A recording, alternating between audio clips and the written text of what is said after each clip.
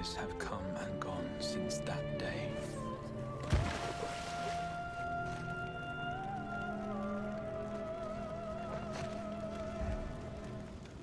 How many years have I waited for this moment?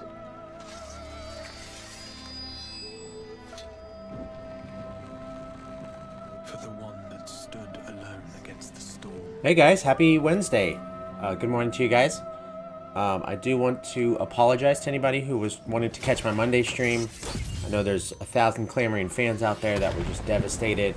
But yeah, it's been a little bit of a rough week. For those of you who don't know, I do have a 3-week-old newborn here at the house. And she is the best in the world. But she's having some trouble sleeping, and then so I guess I had trouble sleeping Saturday night, and then Sunday night was the baby was up all night. So, you know, I had to kind of make a call of I could have pushed through and just gone ahead and done a stream anyways. And part of me was thinking, you know, that's the dedicated lifestyle, right? I'm trying to really go hard at this, so that would have been the move. But you know, as I was thinking about it, it was like, you know, I'm not going to be sharp. I'm not going to be at my best. I don't want to put out an inferior product. You know, I want it to always be said that at least, even when my stream sucks, at least I'm trying, and I'm always active and that kind of stuff. And I wasn't going to be capable of doing that. So that was kind of the thought process behind that. On a similar note, I will not be streaming next Monday either. I'll be out of town. I'll be on vacation with my family and my kids. And there's no way I could do a good stream with those losers around. So I'll be hopefully still doing Wednesday and Friday next week. Next week is Thanksgiving week here in the United States. So that's a little weird, but should be fine. It might be cut short because my kids will be home from school. But here at the house, we can kind of separate them more than we can, you know, out at, we're going to a little cabin kind of in the woods kind of thing, but it's also just somebody's house. So it's not really a cabin. It's more like just a nice house that's rustic. But I should be able to do those at least in some capacity next week. And then I wanted to start mentioning at the beginning of my stream, instead of just at the end, I will stream Monday, Wednesday, Fridays, 9 a.m. to noon Central Time. I'm considering adding an evening stream, but it's one of those deals where I kind of want to see if there's demand for it before I start giving up my nights. And with that, let's go ahead and go. Thanks for bearing with me as I catch us up on everything. What are you doing there, OBS? What are you doing? Why is it stuck on Square Enix? Never had this happen before. How do you do like that?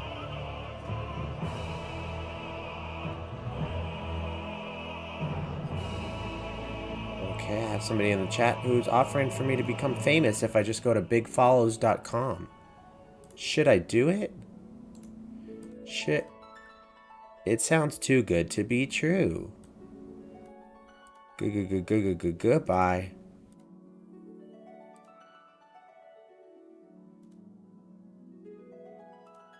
Oh, thank you. Okay, let me figure this out real quick. Sorry. I've never once, not even one time ever have I had trouble with having this work. So this is bizarre.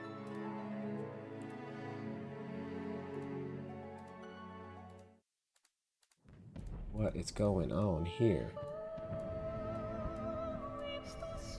Okay, here's what I'm gonna do. I'm gonna exit out of Final Fantasy and open it back up. It's always something, you know? It's always something.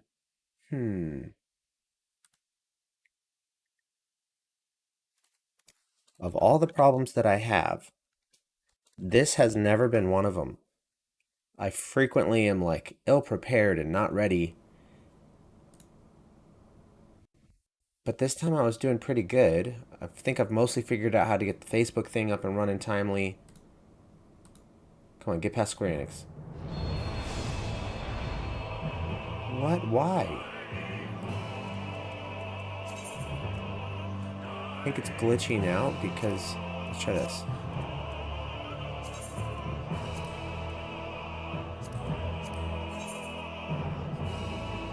Will it make a difference? What? I'm gonna try one more thing here.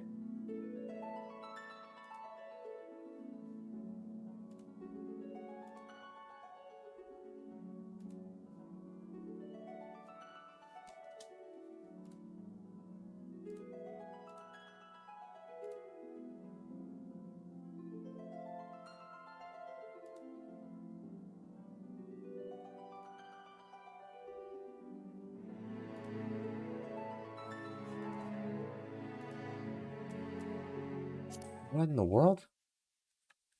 Okay. Shoot.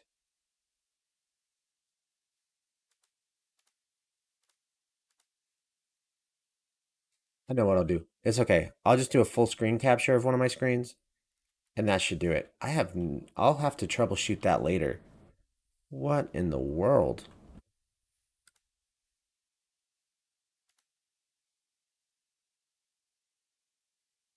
Is it because I have MSI Afterburner running?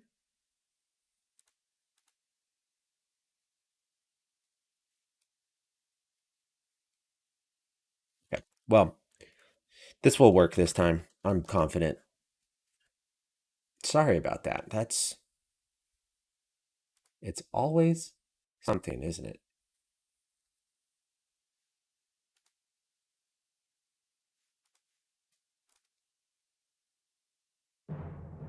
Okay. So there we go. We at least got through. There we go. I think it's because I had MSI Afterburner running. That's interesting. Okay, so let me fix what I changed. I like to at least run it at 120. 120 FPS. Because I'm usually pretty close to that. And then for anybody watching on a 60 or a 30 display or a stream or whatever, then it should translate nice into that. Big mug day, definitely. And that's actually, last time I did a big mug day, it was because I was tired. This time it was just because I was slow moving getting up. And therefore, I didn't get a chance to have a cup of coffee before the stream, which I usually like to do so I can be all perky and awake. And this time I'm still perky and awake, but I haven't had a cup of coffee. So there's that. Let's see, what was I doing? I'm in Limsa. I think I was doing weird stuff I was getting footage from my most recent YouTube video, which is up now on my channel, Doc Acula. If you guys want to check that out, I'm pretty proud of it. So some weird input latency. Interesting. Let's see, what am I working on? Let's go to the Gold Saucer. Oh, what I was working on was getting, grinding out my hunting log, which I had neglected, so that I could rank up with the Maelstrom. So I'm now like a second Sergeant Storm level 2 or something. So that's cool.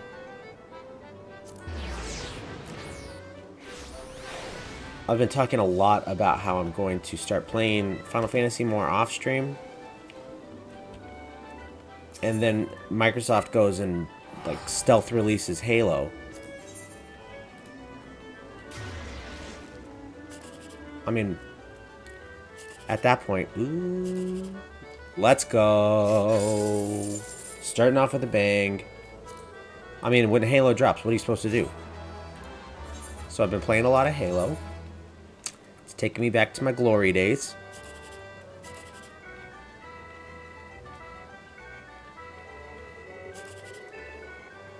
Ew, this one's ugly. I gotta go for this one. No, I don't.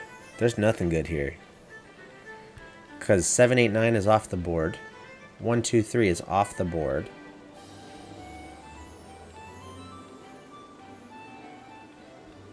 .23 is off the board because that can either be 986, 976, 876. The 7 and the 6 would have to be close to each other. Or would have to be possible to be... There's no way. I guess this could be 986. Let's shoot for that.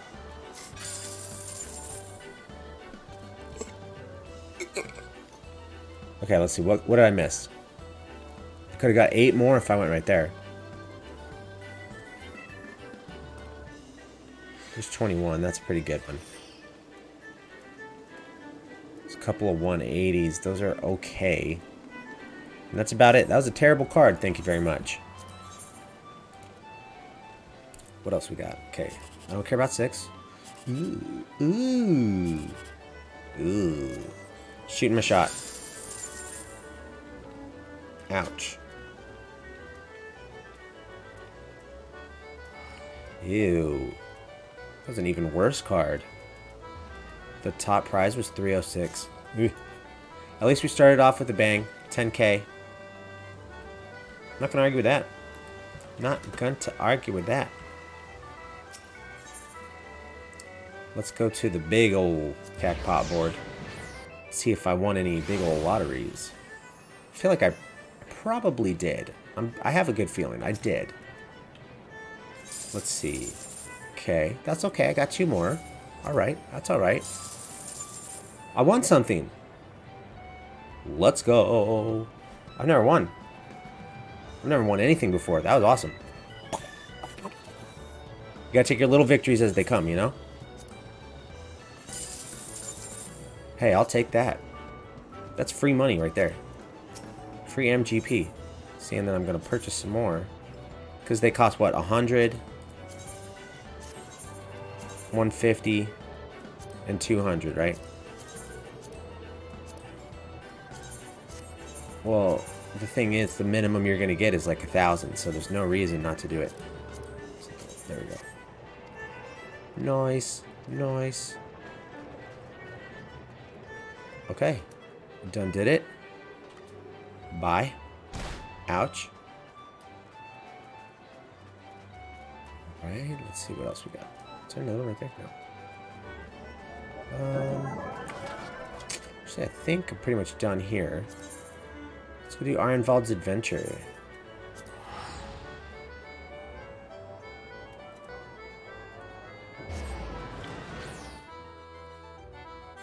That's too bad that Big Follows didn't work out. I thought I was going to become famous.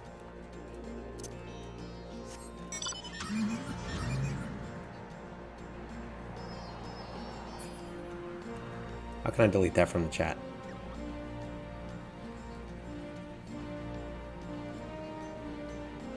Oh well.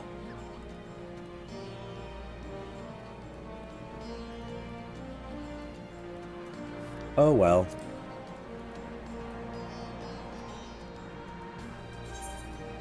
Where am I going?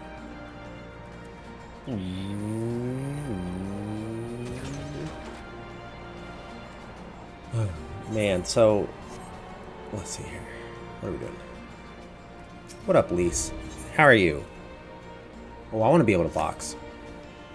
Let's go, Lise. Teach me how to box. Come to see how we're getting on? Sure. We've made good progress since we took back Alamigo, but there's one big issue we still have to address. Leadership. The Domans had Lord Hien ready and willing to take the throne, but we've got no one like that here. It's you, Lise. Theodoric was our last ruler, and he wasn't called the Mad King for nothing.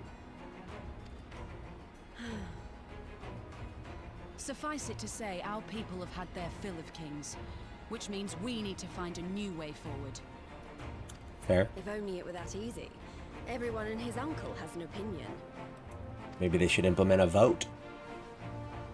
For the time being, we're just going to have to keep leaning on General Aldin and the Alliance for support, and see if we can't find a solution together. Something tells me we're going to be hosting a lot of meetings in the near future.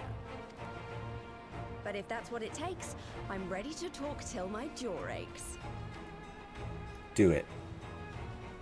The reach is yours, You always Arthur. do. Don't do anything I wouldn't. Aye, aye, Commander.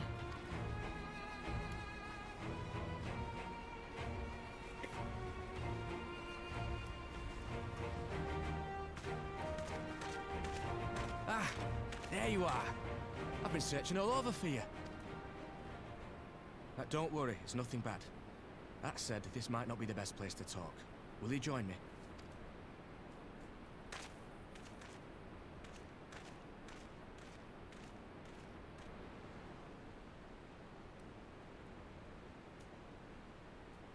We on a date? I'll get to the point. Might you be interested in a spot of adventure? Always. After all, we were adventurous before we were scions, were we not? Yes. After routing the Imperials and liberating Alamigo, I reckon we've earned a bit of respite, don't you? And what better way to spend it than by returning to our roots? So, what say you? Shall we call on Alphino and go adventuring?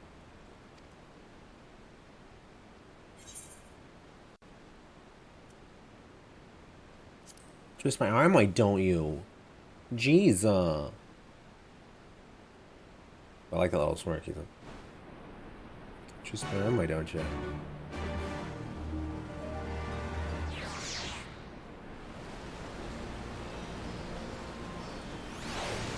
Okay. Right then, let's go and find Master Leveilleur. Actually, leave that to me. I want you fresh on for our little adventure. Wait for us by the Aetheryte, and we'll be along shortly. See you there. Let's go.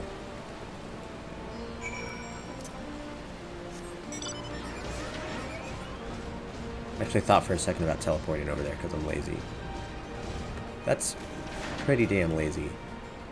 Though, that might be a new low for me. Who am I kidding? That's par for the course. But I will run over to this thing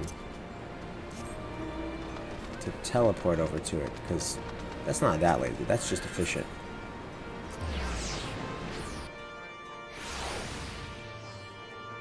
Aw, man. It's all the way over there. What does Widge want to say? I said Widge. What does Wedge want? I'll check with him in a moment. Wedge. That would be a good name.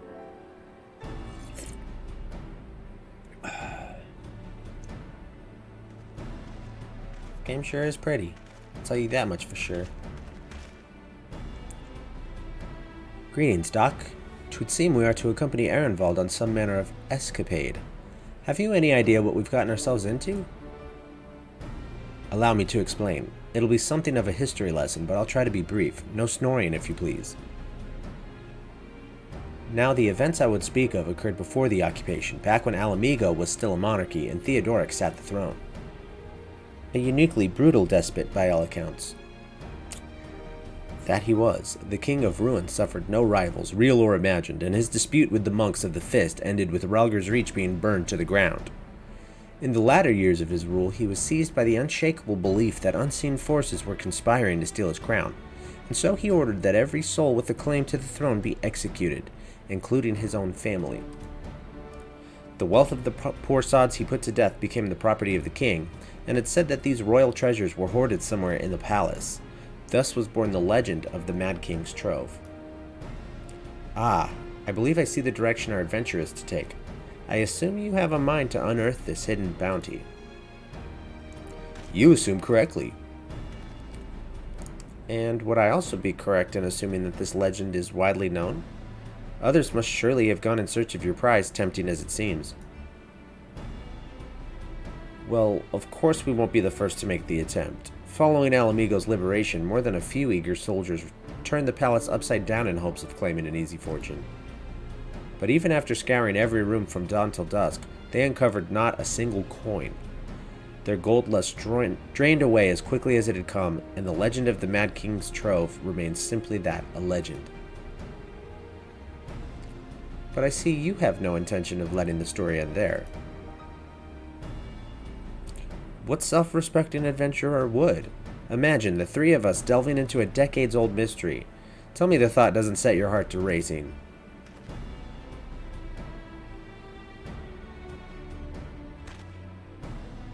Me, yes.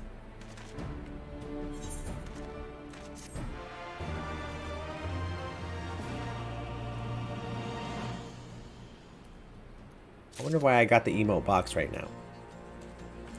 Let's go talk to Wedge real quick. Nah.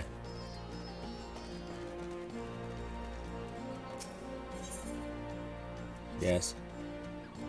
The news of Doma and Alamigo's liberation has kindled the flames of revolution in every corner of the Empire. I hear the Imperial province of Dalmasca has already risen up in rebellion, which means the Garleans must surely have their hands full.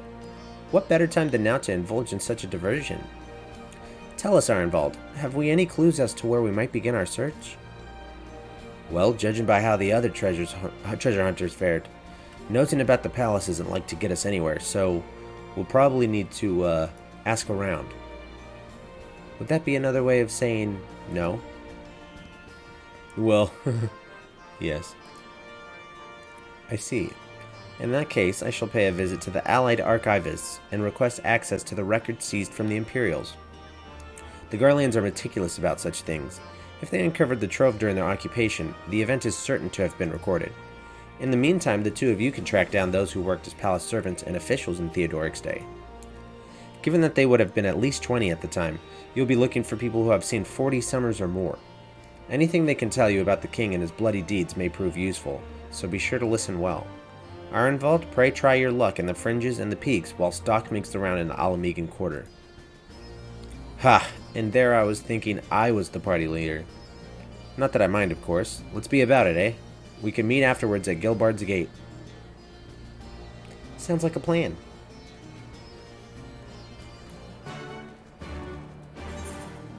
Where am I going?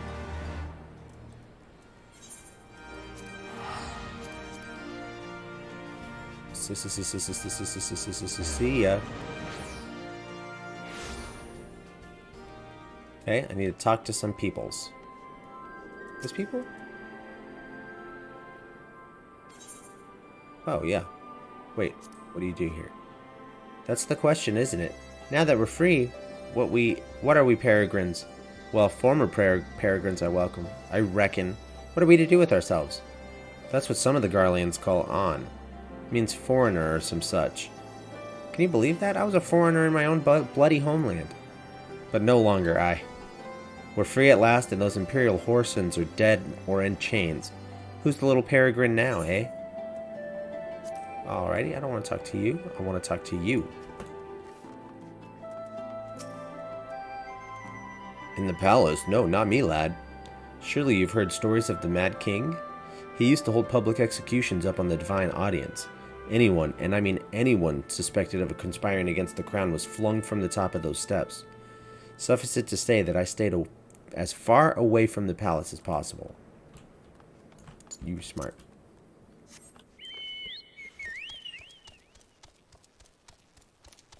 What up, mature maid?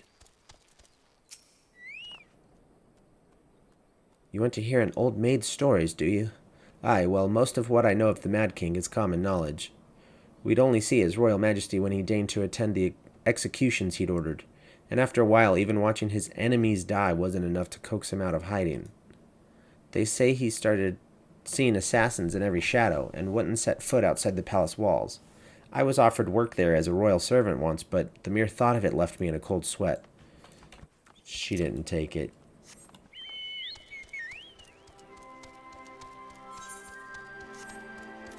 He didn't work there.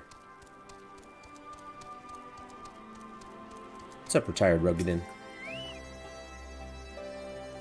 Aye, I served at the palace at the pleasure of King Theodoric, and lived to tell the tale.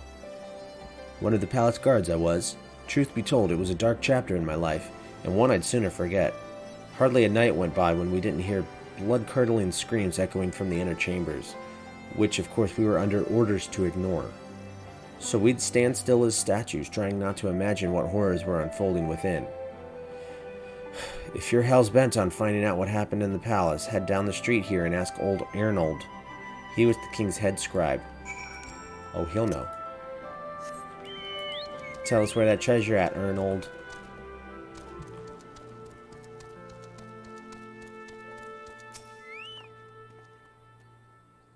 Yes, I am Arnold. What do you want with me? You would have me dredge up some decidedly unsavory memories. Yet if Alamigo is to move forward, we must needs acknowledge the misdeeds of the past. Very well, I shall tell you what I remember. I take it you know of Theodoric's paranoia and the public executions of his kinsmen. Those were terrible enough, but in his last days the king's fevered mind settled upon an even grislier method of disposal, which only a chosen few were unfortunate enough to witness. His Majesty ordered the court thaumaturge to unleash a vile curse upon the remaining members of the royal family, a magic which transformed them into fiends of hideous aspect. The resulting monstrosities were then cast into the darkness below the palace. Even now my sleep is troubled by nightmares. If others of Theodoric's blood were prone to share his madness, then mayhap it is a kindness that the monarchy ended with him. Is this going to be a dungeon? I bet. I bet.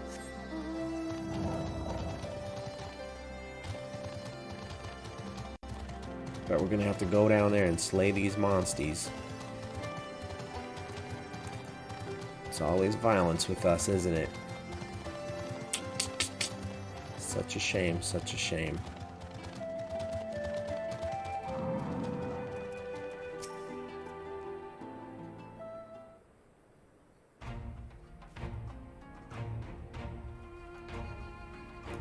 Since we're all here, why don't we share what we've learned? Allow me to begin, then. As promised, I scoured the Imperial records for any mention of fantastic treasures, and found precisely none. It is just possible, I suppose, that a corrupt official deliberately hid the fact of the trove's discovery, hoping to enrich himself, but I find it rather unlikely that so valuable a find would stay secret for long. I conclude that our prize either does not exist, or that the Imperials somehow overlooked it. But what of you, Doc? Were your investigations any more fruitful?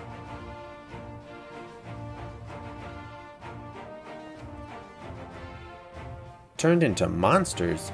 And what could he mean by this darkness beneath the palace, I wonder?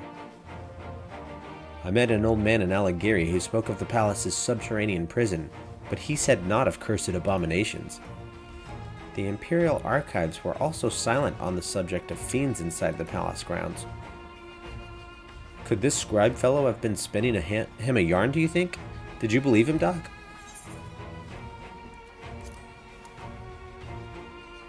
Yeah, his fear at least seemed genuine. If he was afraid, that does lend credence to the tale, though I'm not sure how that helps us in our search. Do not be so hasty. Arnold's anecdote may very well have told us where the trove is hidden, but ere I share my theory, there is a matter I would clarify. Arenvald, you spoke of light-hearted adventure, but I sense a deeper motive for this expedition. Why are you so intent on finding this treasure?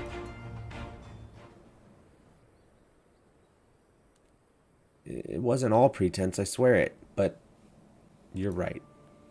My father was in the Imperial Army, a man of Garlean blood. I trust you know what I mean when I say that my Alamigan mother did not welcome my arrival.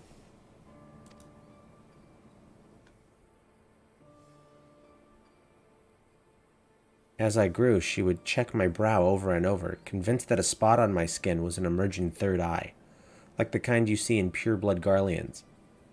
My mother did not care for this taunting reminder of my heritage and took up a knife. War paint serves to cover the scar.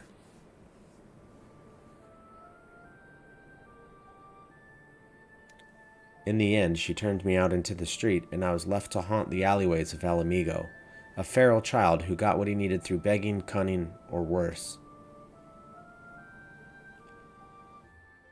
The best I can say about the years that followed is that I survived, but I hated the animal I'd become. Eventually, I left the city behind me and joined a group of refugees bound for the other side of the wall. It was then that I turned to adventuring, and that road led me into the company of the Scions.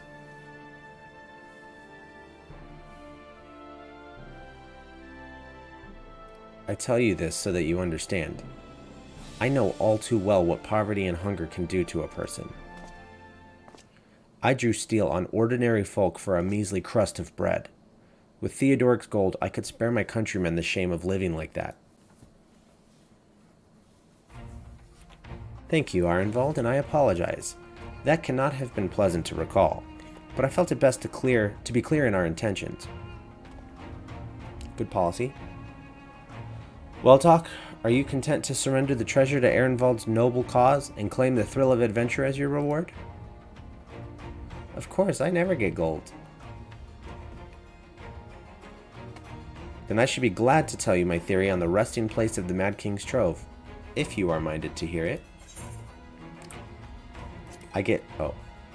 Fending, slain, aiming.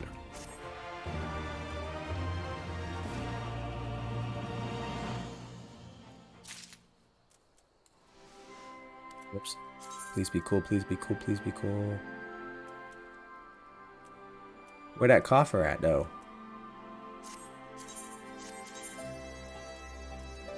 Here it is.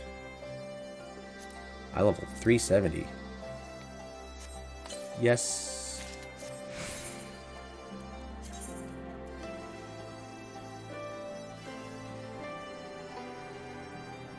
Okay. Is it cool? Okay, it's not even stuff that matters. Nice. Okay, now my eye level's 312. Getting there. Alphano seems eager to share his theory. Actually, mayhap it would be better if we first adjourned to a more suitable location. In case a rival treasure hunter overhears our plans, you mean? Good thinking. That was not exactly the reason, but 'tis certainly a valid concern. Let us reconvene on the southern edge of Loch Seld. Good call.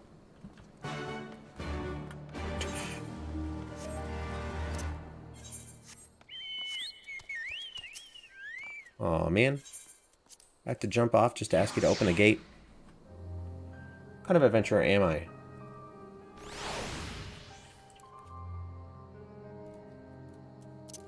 Alright, let's roll. Whoops. Let's roll. Pew. I'm really glad I got some more items there because last week I tried to do this. I have the next dancer quest. And I got my butt handed to me.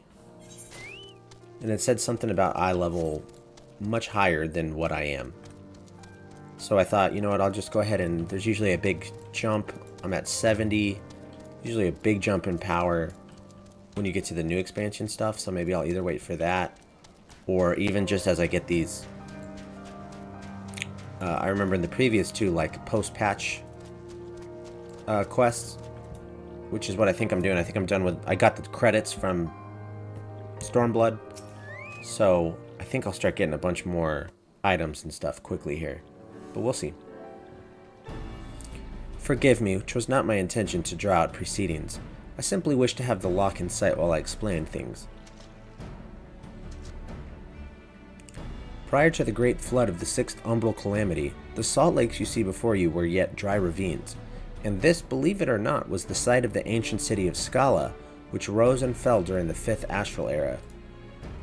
From what we know of the period, the city was already deserted by the time the waters began to rise, having been all but destroyed by war.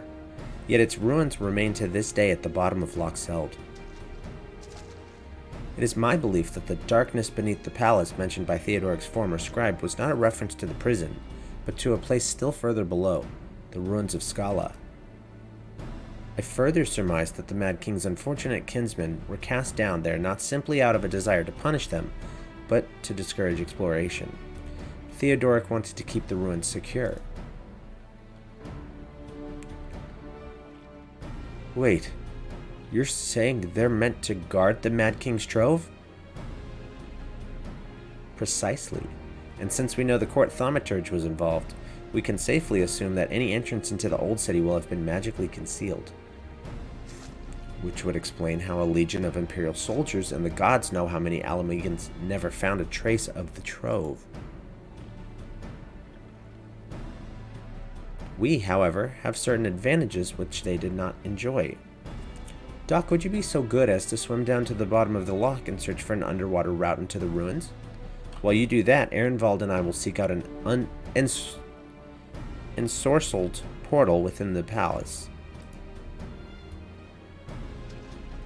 Ensorcelled. You learn something new every day. Ensorcelled. Learn something new. Bye.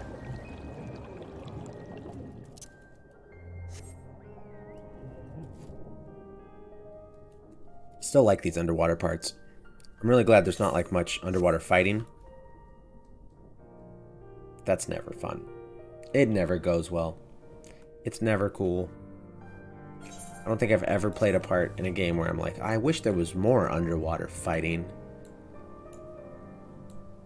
Look at these weird snowflake things.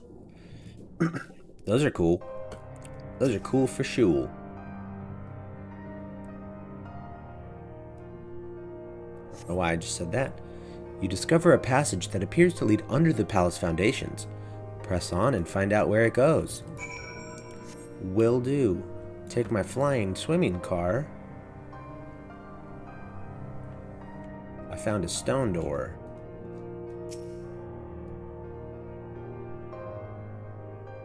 Yep, touch it like that. You come to a worn stone door, standing temptingly ajar. It would appear you have found an entrance into the subterranean ruins.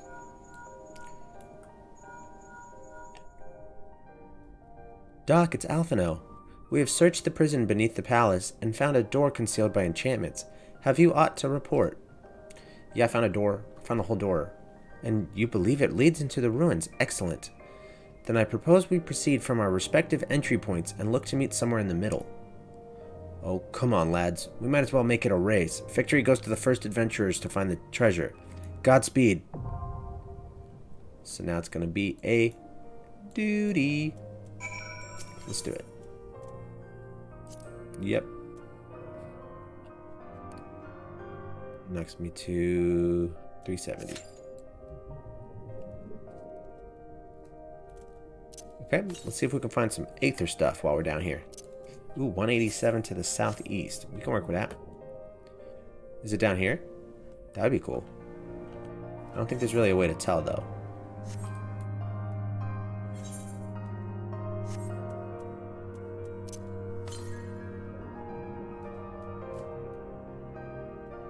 But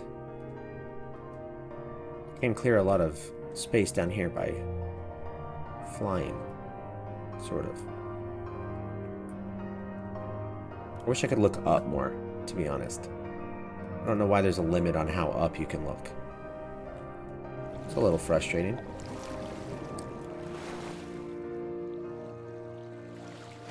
Why we gotta restrict something like that?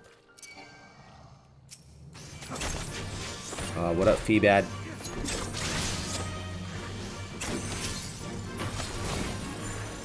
So as part of my research for my most recent YouTube video, I did a little segment on there about how I think it would be cool to have a classic server, not unlike what World of Warcraft does.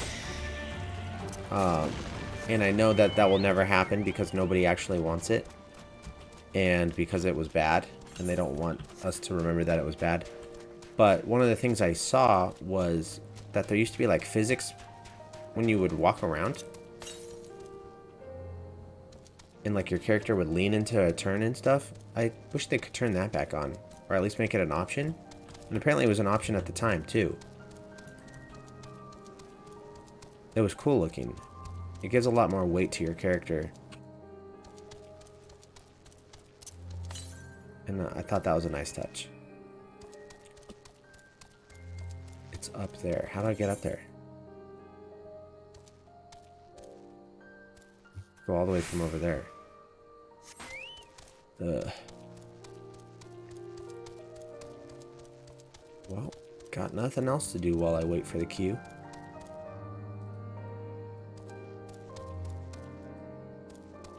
Hey, Georgie. Good to see you. Yeah, I've heard that it's never gonna happen. Although I do wonder if they could just go back to 2.0. I think that would be easier. So if they could just go back to what it was in like A Realm Reborn. And as somebody who's kind of new to the game, I'd like to see where it came from. But I also don't think that's something that realistically is worth them doing at all. I would rather them just focus on new content. And I don't think it would be worth... They can't even keep up with the servers as it is. But that doesn't mean I can't dream. You know, in a perfect world, if somebody would just give it to me. Nightmare? Yeah.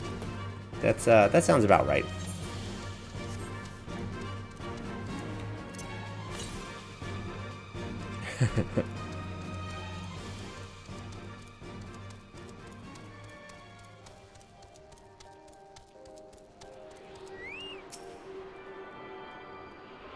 You know, just because I want something doesn't mean it's feasible.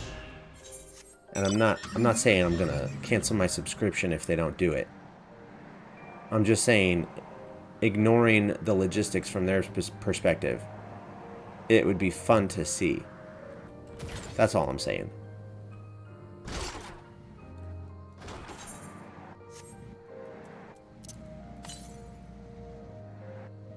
Oh man, I shouldn't have jumped down. Yes, I should have.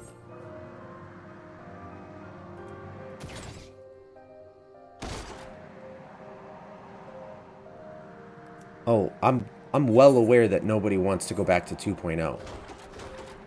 As far as I can tell, nobody would actually enjoy that. But I just want to see it. Just selfishly, I just want to play it for a minute, and then that's the whole thing, is like I would never touch it again. So it's absolutely not financially worth it. But it would be fun for a minute. As someone who never got to experience it.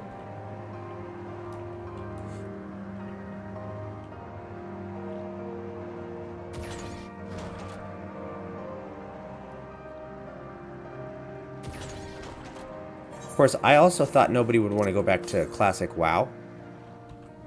Because, I mean, as much as I loved WoW. And I played in vanilla, I played in all of them, you know. And there were times, I'm not going to say that like I was subbed the whole time, but I've played in every expansion while it was current. And, man, there's a lot of stuff about that I didn't think people would want to go back to either. And they ate that stuff up. I thought they were crazy. It's like you have to go make sure, if you're a hunter, you have to go make sure you have arrows. Just to go and quest. That was awful. But people like it. But of course, I don't think as many people have quite the nostalgia for... You know, World of Warcraft was an event when it came out. It was really something unique.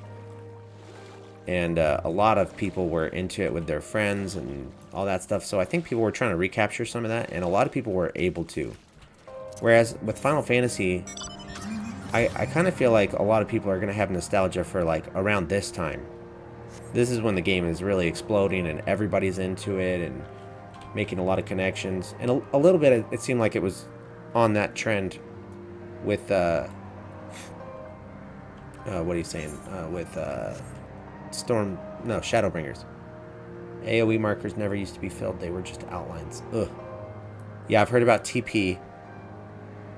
And you had to, all that stuff. The quality of life, awful. It sounds just horrible. And really, there's not a whole lot about it that actually sounds better. There's not really a lot of redeeming qualities about, you know, when A Realm Reborn came out compared to now. But again, that's not what I'm talking about. I just want to see it. I want to play with it, and then I can appreciate how terrible it was. And that would just make this even better. The fact that they came so far.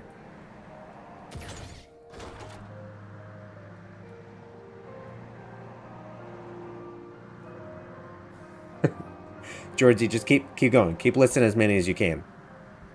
What else? Tell me where they hurt you.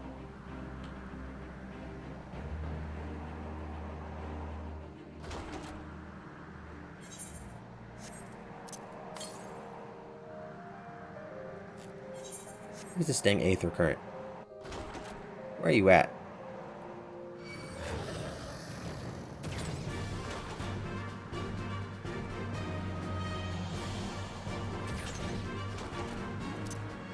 Did I pass it? Nope. Probably right over here. Let's see. Please? Oh, I almost fell off.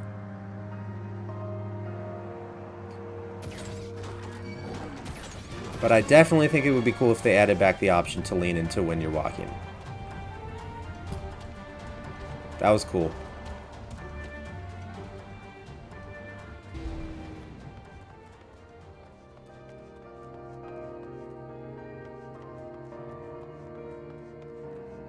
Wait, teleport costs weren't capped, and that's coming back? So, teleport costs could be more than 1,000 now? Is that true? Better save up some more money. Huh. I wonder why they would do that.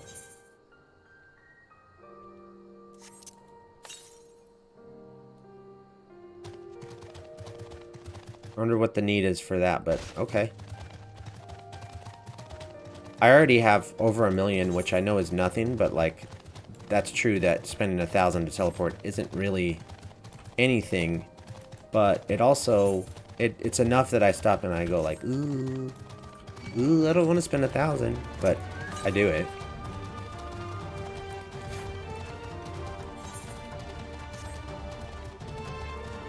Wait, so how do I get over there? How do I go south from here? Do I have to go all the way up here? Take this road?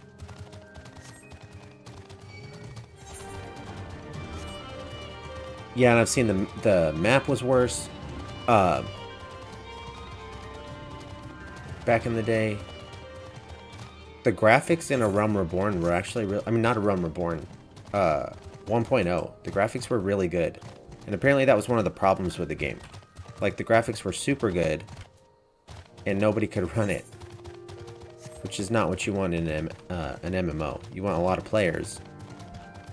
And, like, if you look at this has great graphics, but apparently 1.0 was trying to push it way too hard. Like a Final Fantasy game would, right? So... Ooh, who's this guy? He's a Dark Clay beast. Is there anything over here? I'll kill this guy while I'm... No, I won't. No, I won't. I'm scared.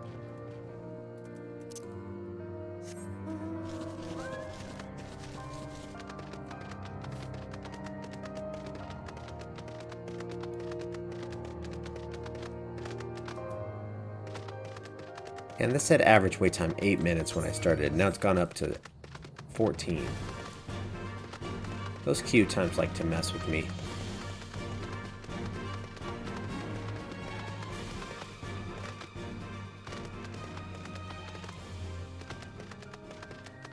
Let me go on up.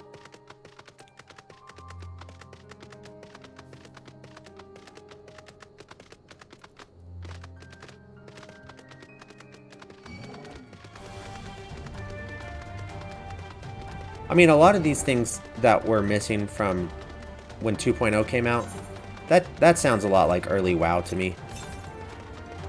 So, you know, kind of just standard old school MMO stuff. I think around that time, WoW probably didn't have the group finder either. So if you wanted to do a dungeon, you had to go and stand at the, you had to walk to the dungeon entrance, and then you could summon your buddies at the summoning stone, but you would need to have, I forget even now, there was some little item you had to have, and now you have to have like different people like that. Yeah, all of that stuff is pretty standard, just old school MMO design, and I'm glad they've changed a lot.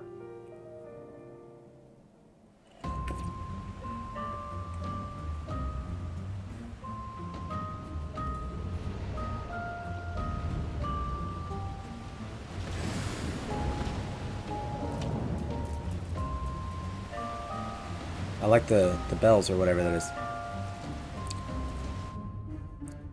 Let's do it. Let's do it. Okay, you are going to be my little dance buddy.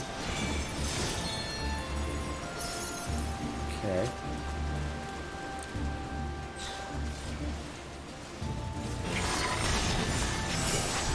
I did a dungeon last week with all three of my buddies were Lalafels.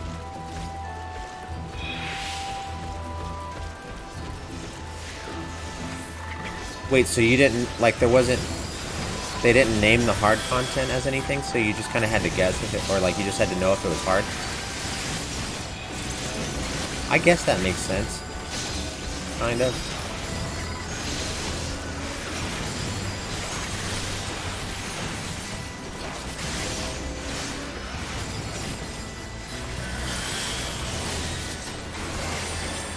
I really appreciate how far they've come, though. It seems like every,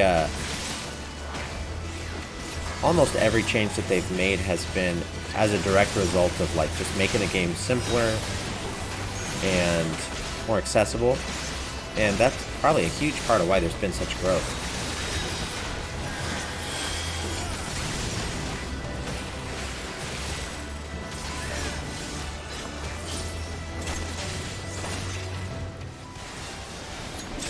And I'm excited to get into raiding and savage coils and all that stuff, but I don't want to mess with it yet.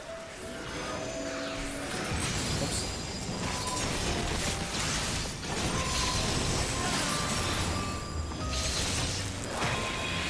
One day I'll do all that cool stuff.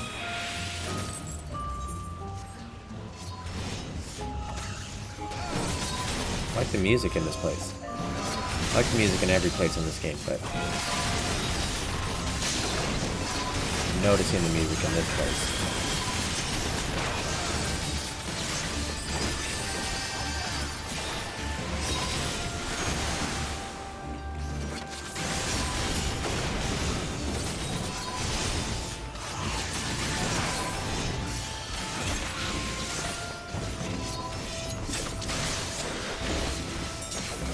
Oh, I hear you. Back in the day, we were, like I said, that was just, WoW was the same way. And if you were a hunter, you used to have to... Hunters had it rough. So they had to have arrows for their bow and arrow. Or bullets for if they choose a gun. And they also had to make sure to have food to feed their pet. Or their pet would drop in DPS and not listen to them and stuff. You could actually... Your pet could run away, I believe. That was crazy times. It was just like a little high maintenance little loser to play with. My main guy was a mage, so I had to make sure to always have like a stack of feathers so I could do free fall if I needed to, or like slow fall. It was just all kinds of weird stuff back then. The amount of time I would spend sitting in front of the dungeon entrance waiting for my buddies to get there. That was a crazy time.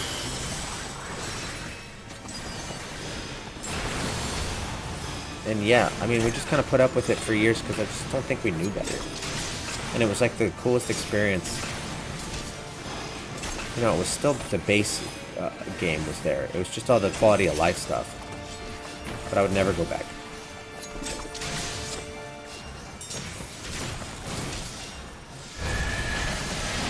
Ouchie.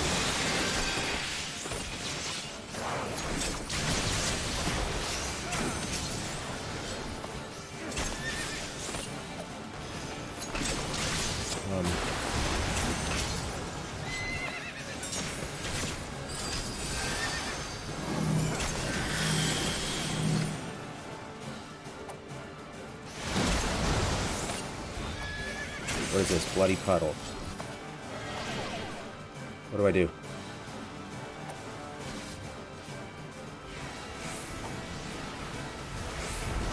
What do I do to this puddle? Nothing? Okay. I can work with that.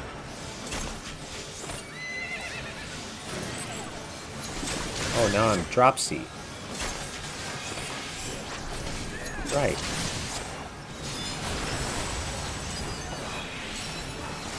Why wouldn't I be dropsy?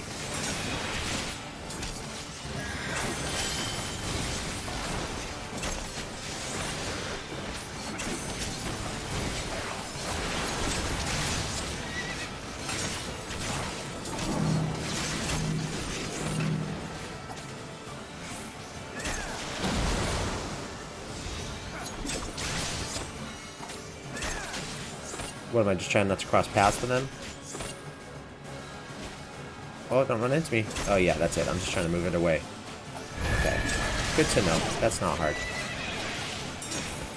This encounter actually seems like really simple.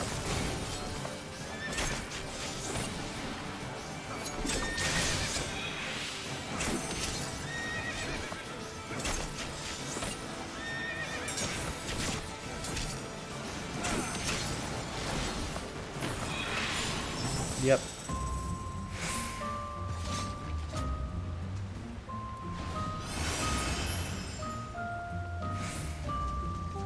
What do we got? Belt of Striking. You can have it. Amulet of Fending. You can have it. No thanks.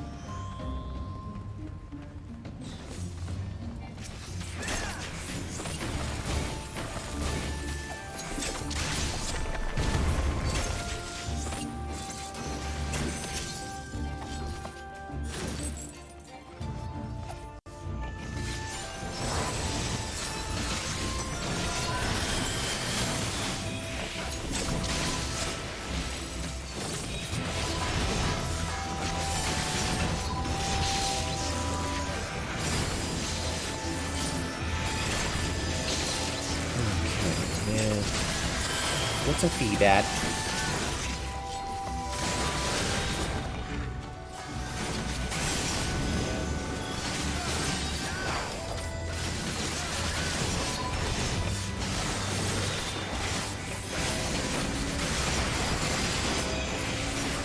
Whoop.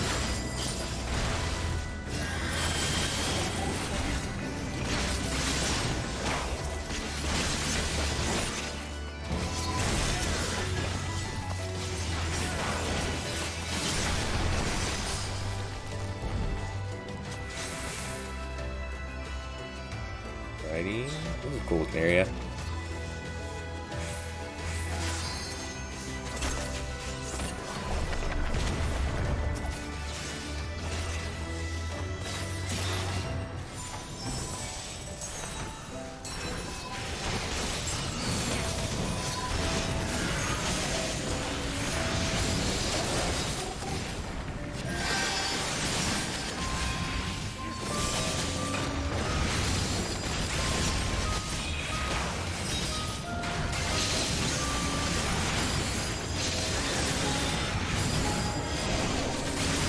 A lot of guys. Oops, get out of stuff, get out of stuff.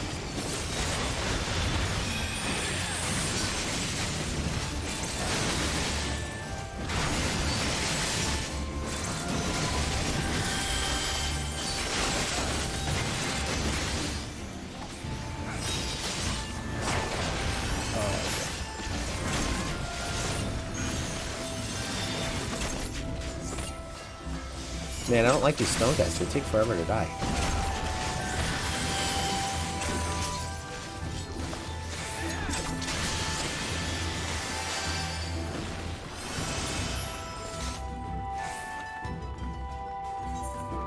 I will greed. Pass on that. I'll greed that. Pass on that. I would like to have stuff of healing to keep up with my white mage. One day. I would like to play healer again. I miss it.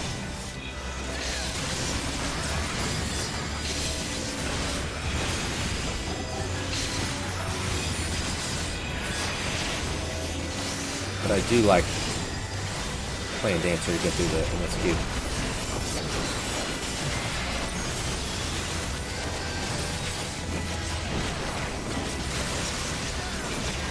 I die a lot more, but it's more fun.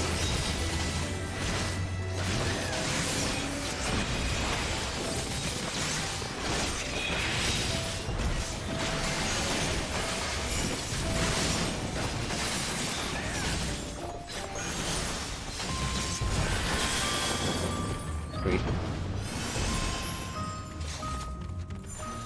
Look at the old one.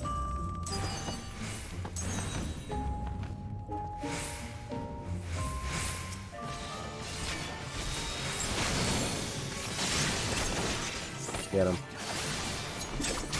Got him.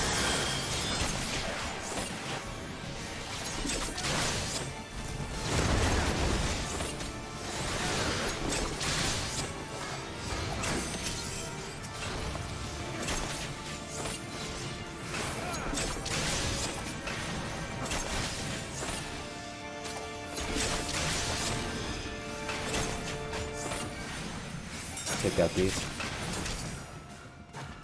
Oh, what? Fat cat will appear? I want to see.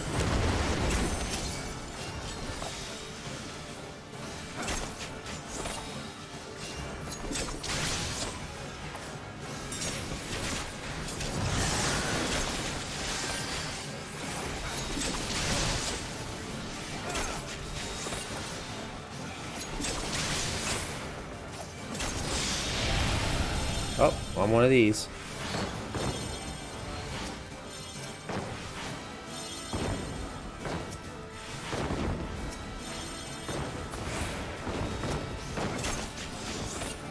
Okay, that was good.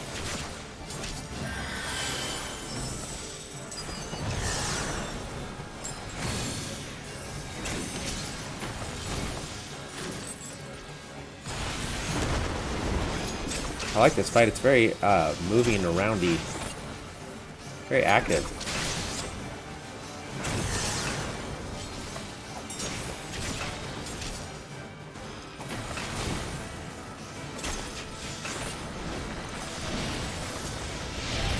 Okay, now we're this.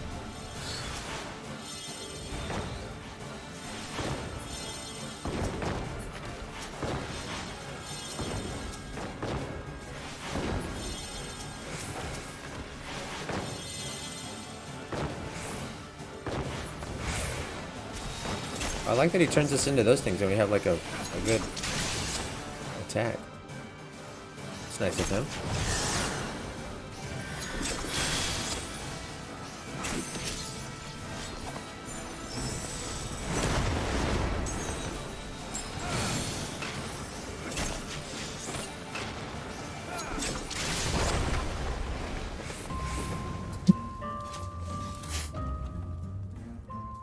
Abby.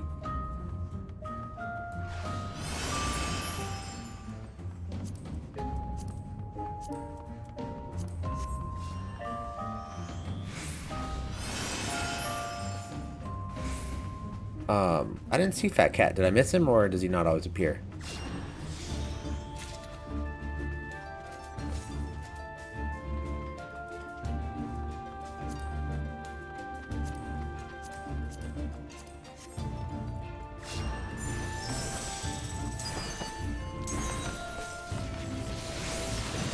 Lame. Now I'm sad that I didn't get to see him.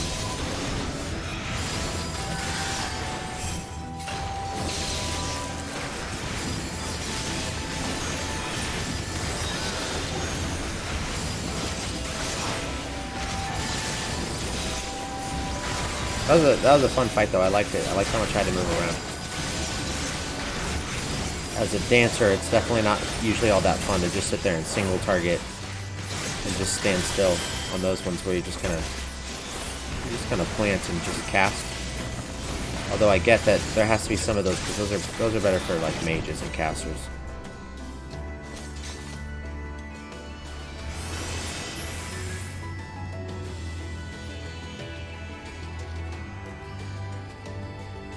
They said hold 1 sec.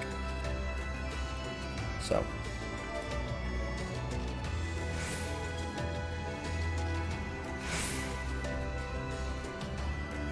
You know, I get it. Sometimes you just gotta take a little breather. I'm gonna do my signature harvest dance. So I like to spin around like this.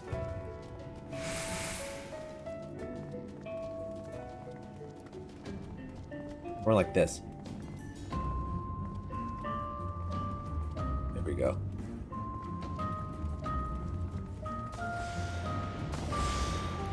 Now I'm this.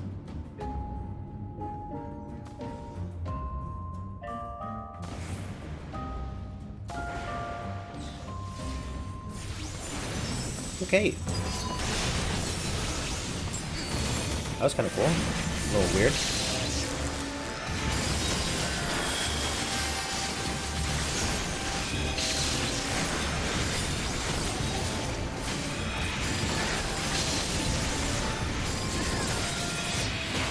Take this, you lightless homunculus.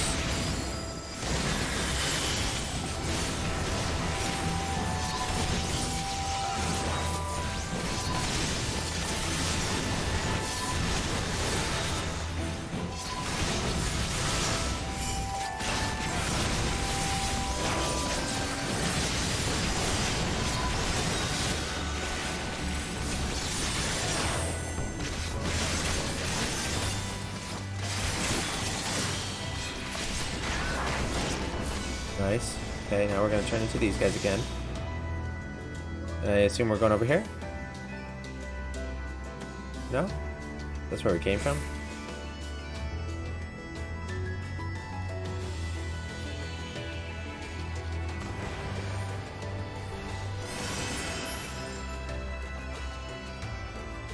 Do something of aiming on earring. I don't use earrings because I already have earrings. Pass.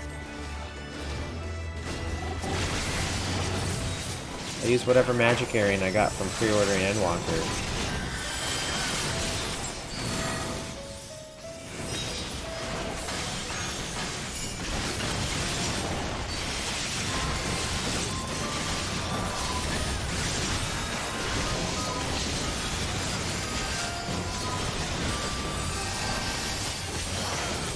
Trying to get me dead.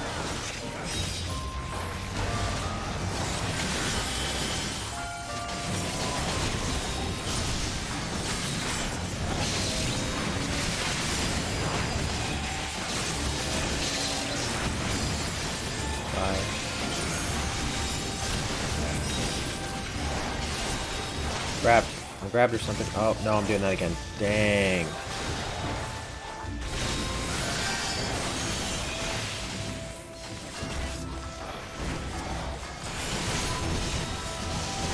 I gotta stop fat fingering these. This is my goal. Be a little more precise with it.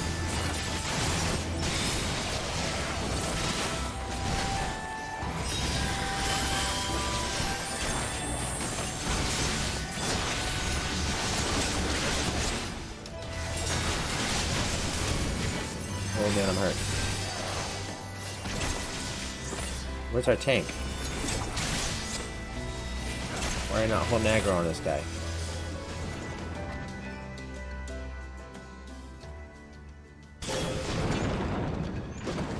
Oh, I like your hair, guy.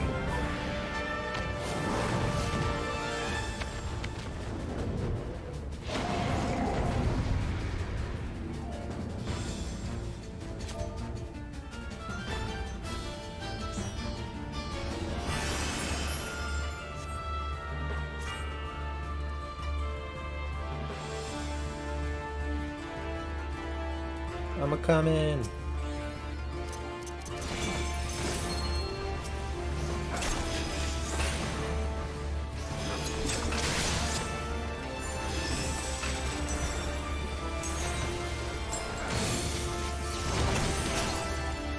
Oh, I just got tail swiped. Fierce.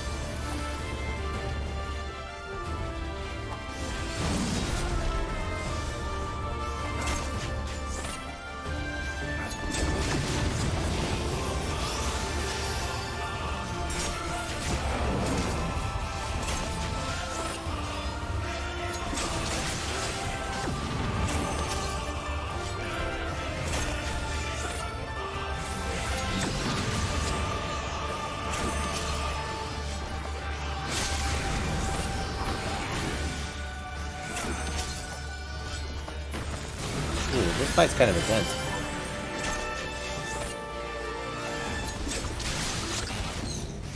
I didn't really notice, but I'm sitting here, I'm not really talking.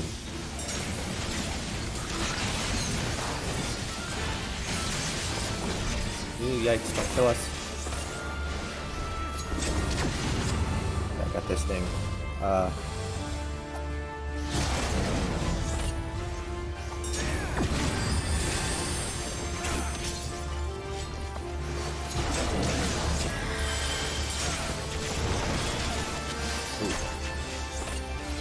When we dance. When we do my moves, I do my dance moves. Oop.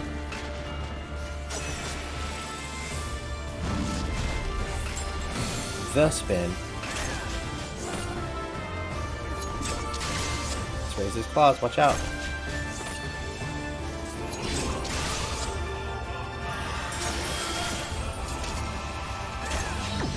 Okay, we got this thing going.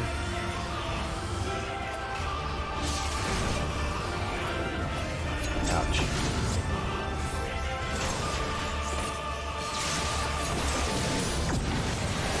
Oh, I dodged. Hey. I swear I looked away. But he's like in the middle of my screen, like... Whatever.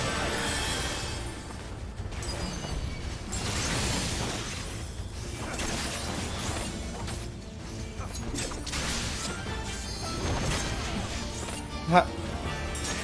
That didn't look like that should have hit me either.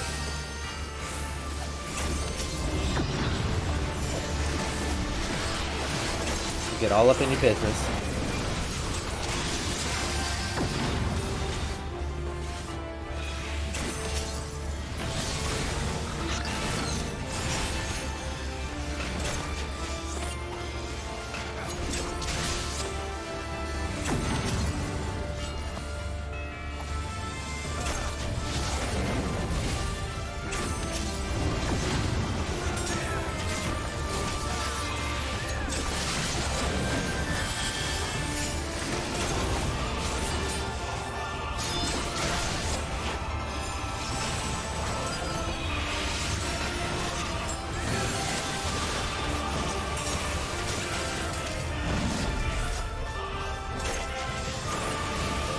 We almost got him. Okay, when he raises his claws, what happens? He's gonna hit up front? Yeah. And then he's gonna raise his tail, is that right?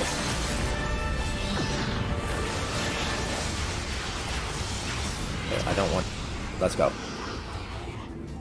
Nice. That was cool with him.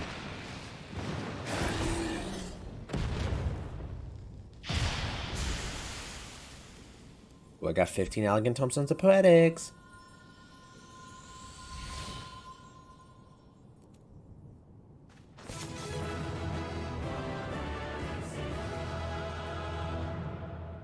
Cast my lot. Well do, well do.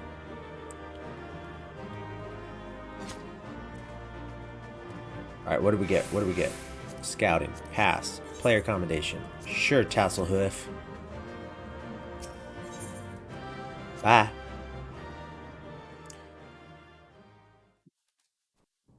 Alright, let's take that gold and we'll give it to all the peoples.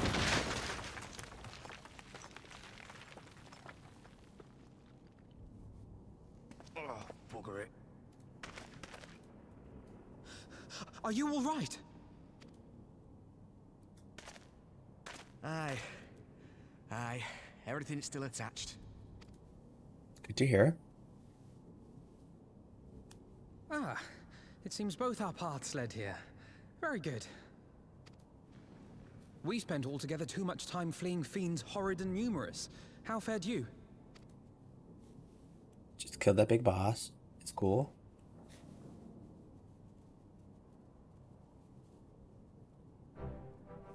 Much the same, then. 'Twould appear this place is yet inhabited by King Theodoric's kin, or what is left of them. The work of terrible magics, I fear. Terrible, aye. But their misfortune is our fortune? Yeah. Right. By the 12, there is even more than I imagined.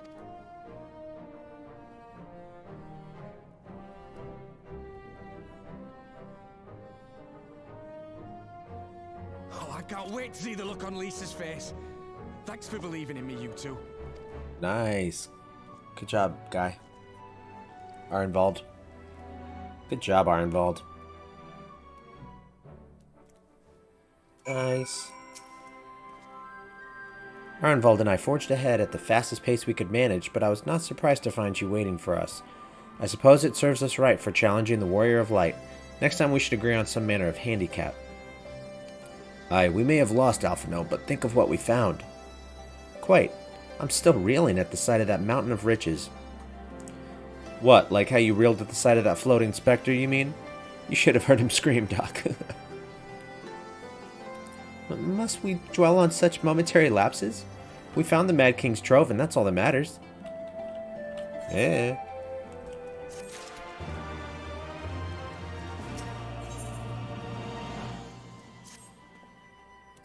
All jesting aside, we must tell people the good news, and I think Lise should be the first. Seconded. There is to be a meeting of representatives from across Alamigo, so she is sure to be in the city. Shall we seek her out? I would say yes. Let's So I'm just gonna ride on my flying bird through the streets of Alamigo, or whatever this is. The Alamegan Quarter.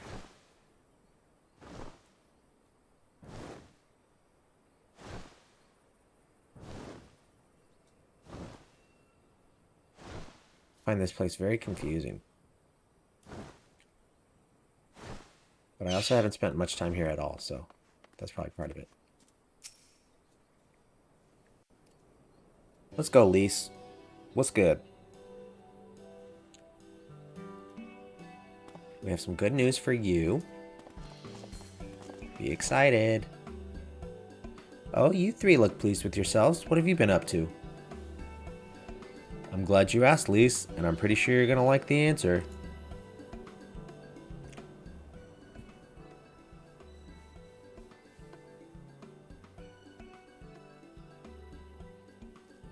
You're joking. The Mad King's Trove? I thought it was a myth. So did plenty of people, but they didn't have Doc and Alphino in their party. The credit for finding it should really go to them. As for what to do with it, I vote that it go towards alleviating the suffering of Alamigo's poor. Gods, if there's as much as you say. Arnvald did not exaggerate, I assure you. We could not hope to carry even a fraction of it on our own. I've taken the liberty of sketching out a rough map of the ruins. If you'll assemble a squad of your most trusted freedom fighters, they should be able to follow the route to where the treasure lies. Understood. I'll make sure every coin is accounted for, and that goes for the spending of it as well. Thank you. Oh, and there's one other thing. When the time comes to drop a plan for distributing the spoils, I would ask that you consult Alphino. I don't have a head for details. I'm not educated. I see that simply handing out sacks of gil won't solve everything, but I couldn't rightly tell you what to do instead. Oh, I know the feeling. I'd welcome any advice you could give us, Alphino. Of course, I shall be at your disposal. Commander, we've got a problem. Deep breaths. Tell me what happened.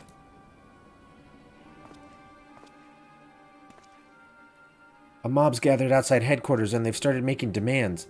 You'd best come and see for yourself. The dang mob.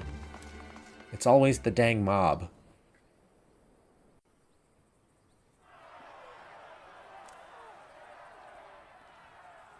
Step back, all of you! Like hells we will! We know who you've got in there! We're not leaving till you hand her over! Bring her out! Bring her out! Who? What's going on? Oh, they want to kill Fordola. Someone let slip about Fedora. It's true then! The bitch really is in there! I knew it! I bloody knew it! We demand vengeance! Bring her out! Today we butcher the butcher! I see you. Come on, you don't mean that. We'd be no better than the Imperials if you'd all just calm down. Calm down! That monster and her thrice damned skulls dragged my man from our home and beat him to death in the street! Yeah, that's harsh. Aye, and my dad! That bitch has spilt enough blood to fill a lock! We all know her crimes. She's a traitor and a murderer. How many of your resistance friends have died at her hands, eh? And here you are, protecting her! So that's what all the fuss is about.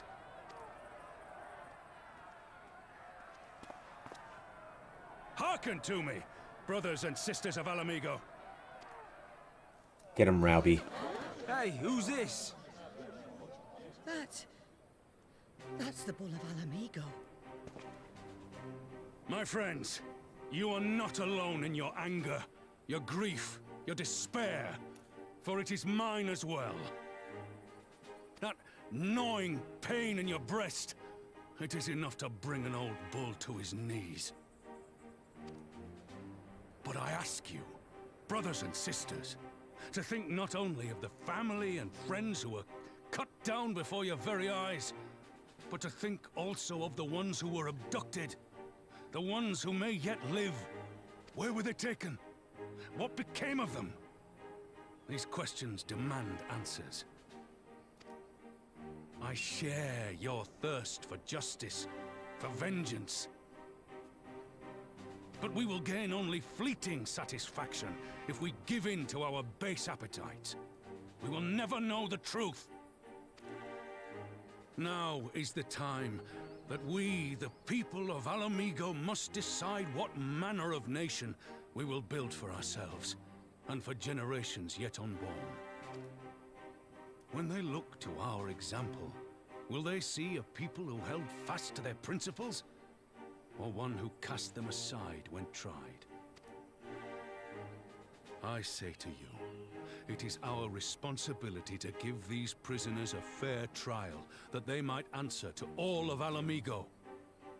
The Garleans called us savages, and I'll be damned if we prove them right.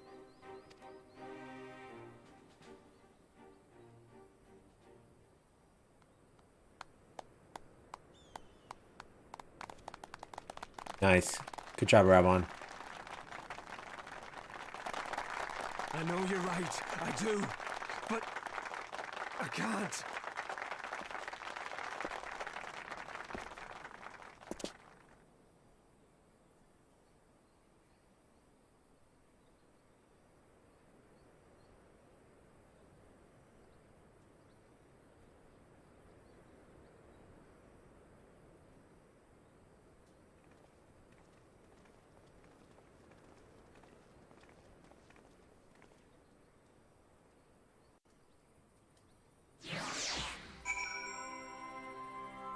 Nice.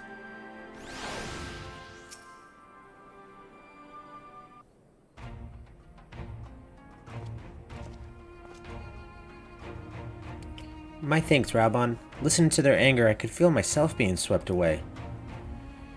'Tis a difficult tide to stem. 'Twas that same rage which brought us to our feet and carried us to victory. But now the war is over, all the unspent fury is being channeled into vengeance. Aye, and it's not just there. It's not just here. We've reports of mobs forming all over.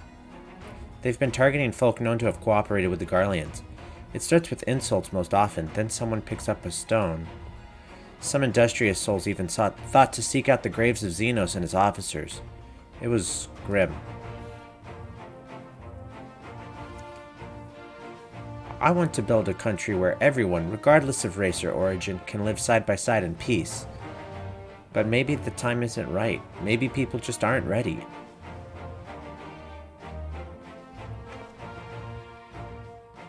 But that doesn't mean I'm not going to try. The representatives will be here soon, and I'll be damned if I'm going to give up before I've even begun. Who are these representatives exactly? Oh, village elders, refugee leaders, and the like. It wouldn't be right for us to dictate the nation's future on our own, so we've planned a summit of sorts.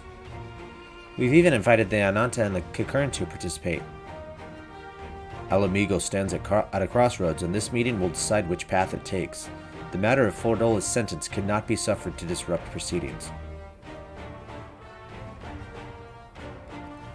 Then let's execute her and be done with it. She herself asked to be put to death. Nago, I already explained why we wouldn't do that. Sending her to the gallows might satisfy people right now, but where would it end? Should we round up everyone who collaborated, and everyone who didn't resist? There would be no one left, and we'd be no better than Theodoric and Xenos.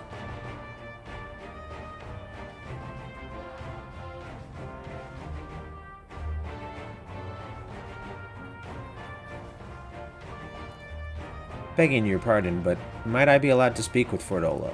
Only I caught a glimpse of her past. A moment of it, anyway, during the fight. She's done terrible things, aye, unforgivable things. But, in some ways, she's a victim of the circumstances in which she was born. And that's something I can understand. Alright, speak with the prison guard when you're ready, and I'll come and join you. I want to talk to her too. I'll return to my other duties then. We've barely begun to investigate the facility where they gave Fordola her powers. Be fairly warned, friends. She will test you. Don't let your emotions color your judgment when she does. Yeah, she will. Yeah, she will.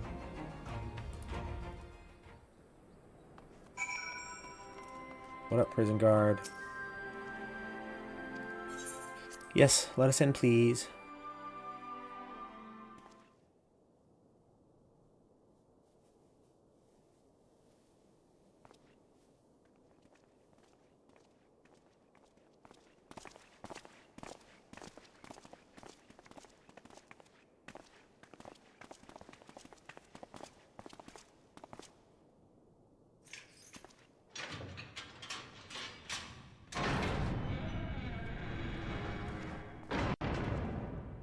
Does she still have magic? Oh no, she got it sapped out when we zapped her with that wand. Well, well, well. So many visitors. Come to have a good laugh, have you? Or do you mean to put me out of my misery? To finish what you started? It's about bloody time. That's not why we're here, no. Do you remember what I said? How I promised you you'd live long enough to see us win our freedom? Well, I meant it. And not to mock you either. You're wasting your time.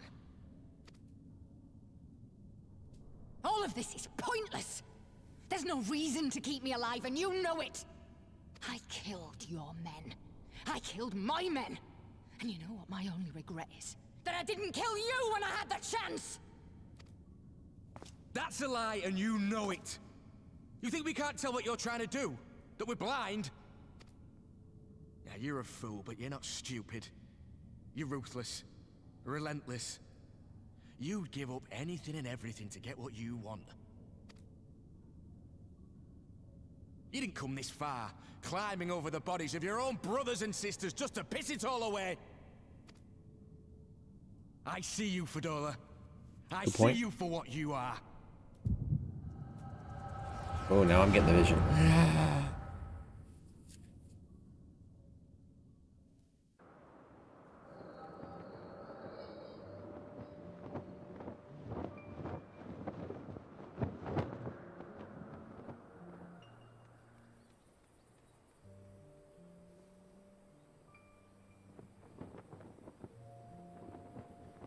Come along, Fadola. We mustn't be late. The Imperial Viceroy will be attending today's banquet. I like how in these games, like, nobody's ever gotten a different haircut from the time they were kids.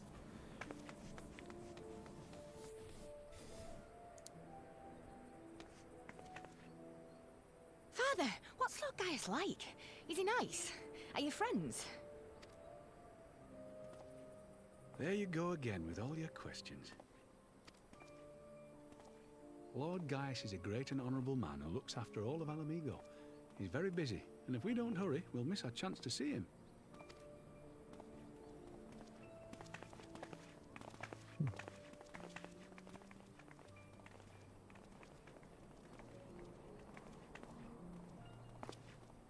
Filthy tin-head lovers.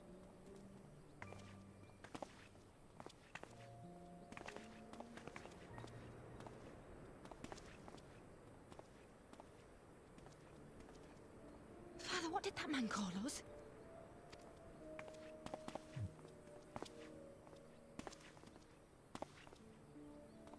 The little tin-head lover doesn't know what she is, eh? A traitor, sweetheart.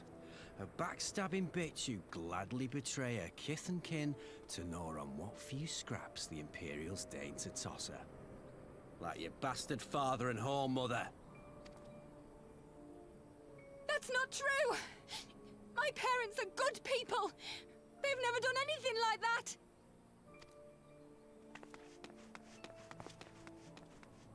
Oh, but they were quick to help themselves and their bitch spawn, weren't they? You're just as guilty as them.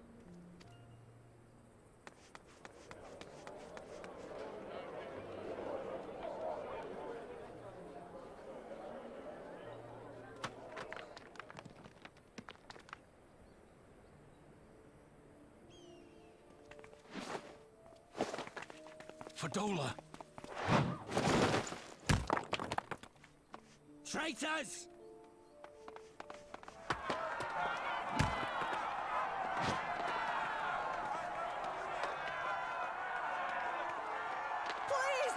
to do something! My husband and daughter are in danger!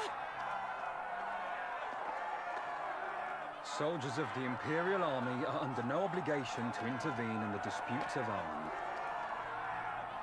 We're citizens! We have rights!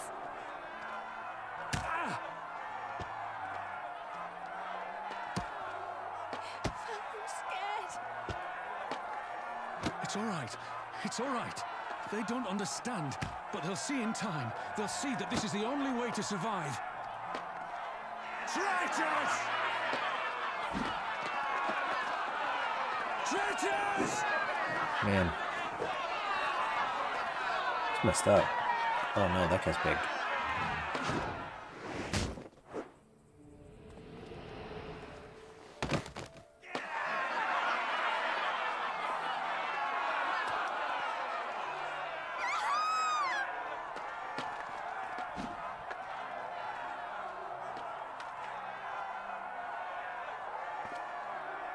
Let the savages have their fun. They'll be more compliant once they've tired themselves out.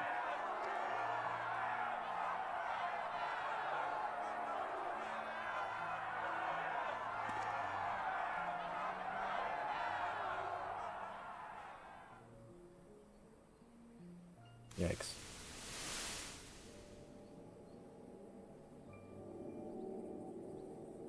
Just getting all of Fordola's backstory, huh? Fordola, please! You already have citizenship. Why would you want to become a soldier?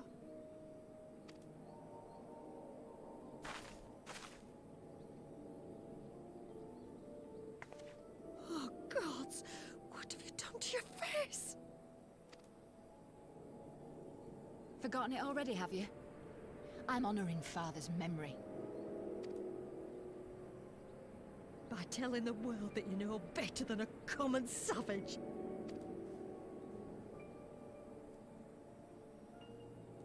Am I though, Mother? Are any of us? Can't you see? Citizenship means nothing to them. If you're not a pure-blood Garlean, you're no different from any other savage. So I'll play the part. I'll join the Legion and I'll make them respect me. And when the mob see that, they'll think twice before throwing their stones.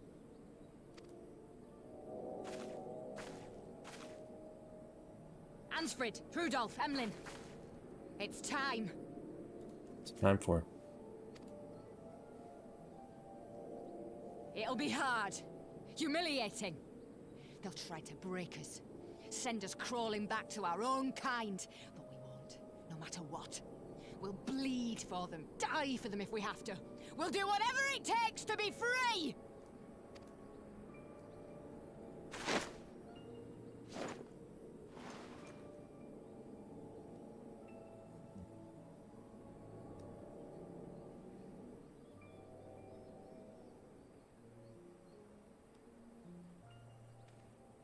I'm glad we have Fordola because Xenos was a terrible character.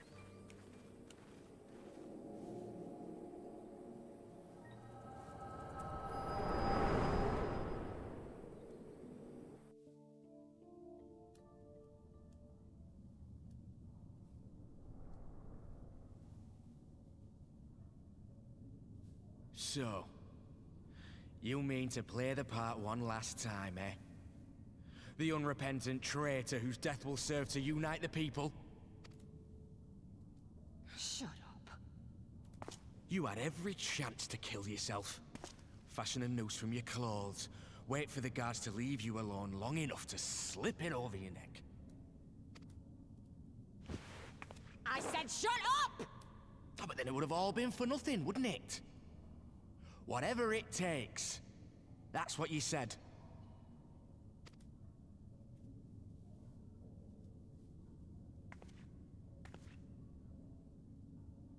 Been in my head, have you? Had a little peek at my past? Yeah. Didn't mean to. And what? A few stolen memories tell you everything you need to know, do they? Don't you dare patronize me! You don't know a god's damned thing about the life I've led! The bastards that killed him The bastards that let it happen. My father deserved better. I swore I'd do whatever it took to make them pay.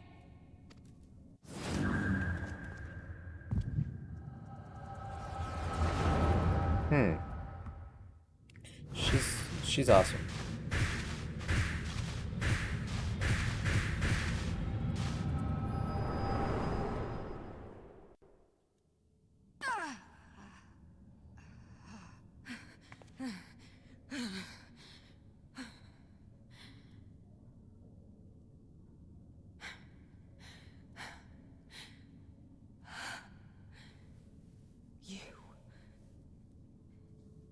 You. All that power. All that pain. It's too much. Too much for anyone. Not for me. The things they've done to you. The lies. The betrayal. The endless fighting. Yet there you stand. Unbroken. How? Why?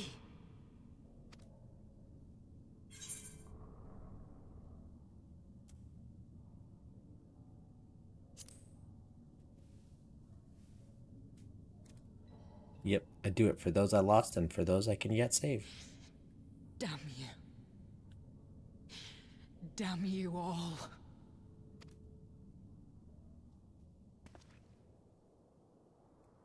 You still have time, Fordola. Think about how you want to spend it.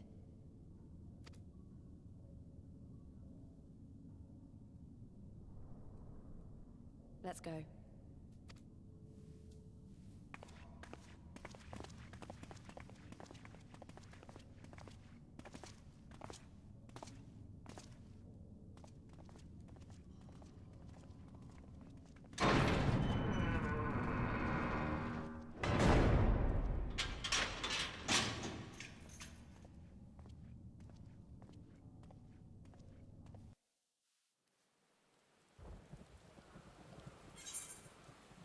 Nice.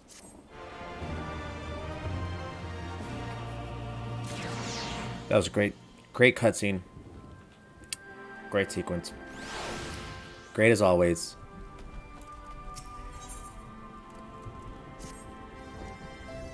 I don't know that we solved anything exactly, but we've given Fordola something to think about at least.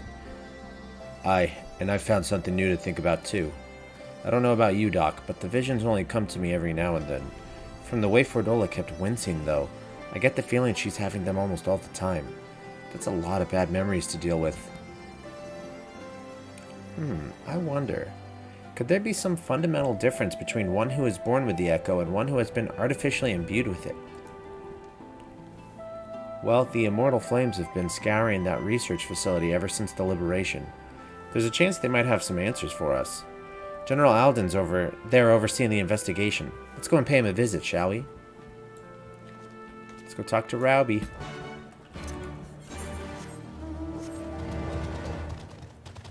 Come on, Midgard Summer. Gotta go talk to Rowby. I can figure out how to get there.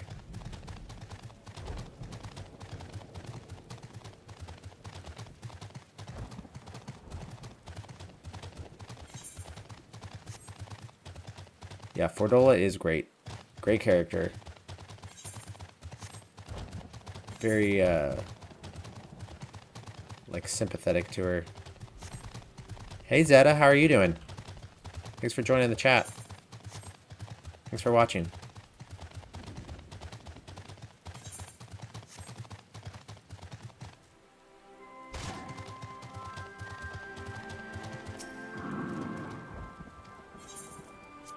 Go talk to Rowby.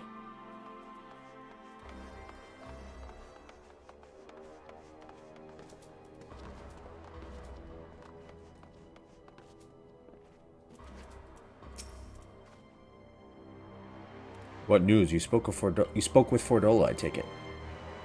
Yes, as expected, she didn't say very much, but it wasn't a total waste of time. Ehrenwald noticed something odd about her. He thinks she might be having visions almost constantly, which is not how the Echo normally works. Have you found anything here which might explain why it's so different for her? Oh man, you're going to college. Where are you going to college? Good for you.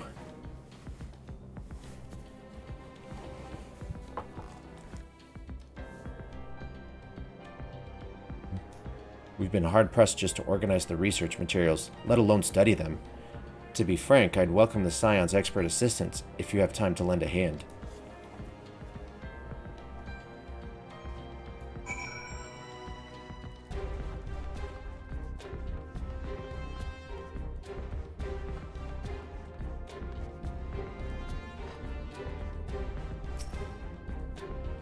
Well, even if you have to keep it short, always good to have you in here.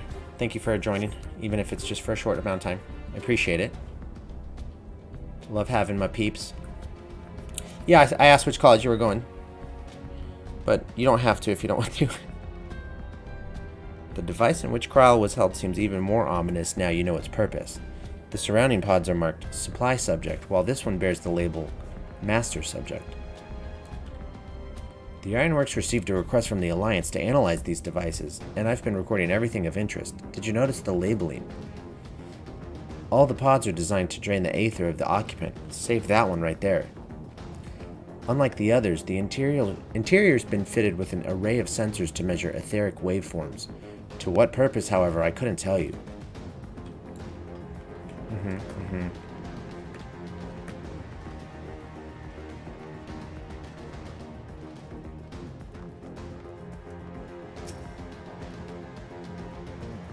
So many bodies, every one of them a victim of these experiments.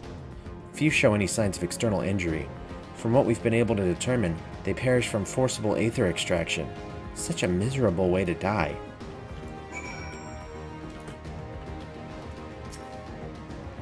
Yeah, sorry if that was too personal. I could see that being a little personal, so you don't have to put it.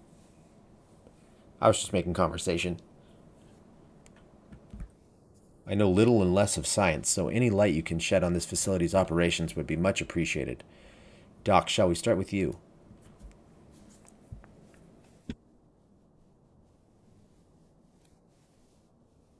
No, I definitely don't. I don't even know all the colleges in the U.S., but good for you.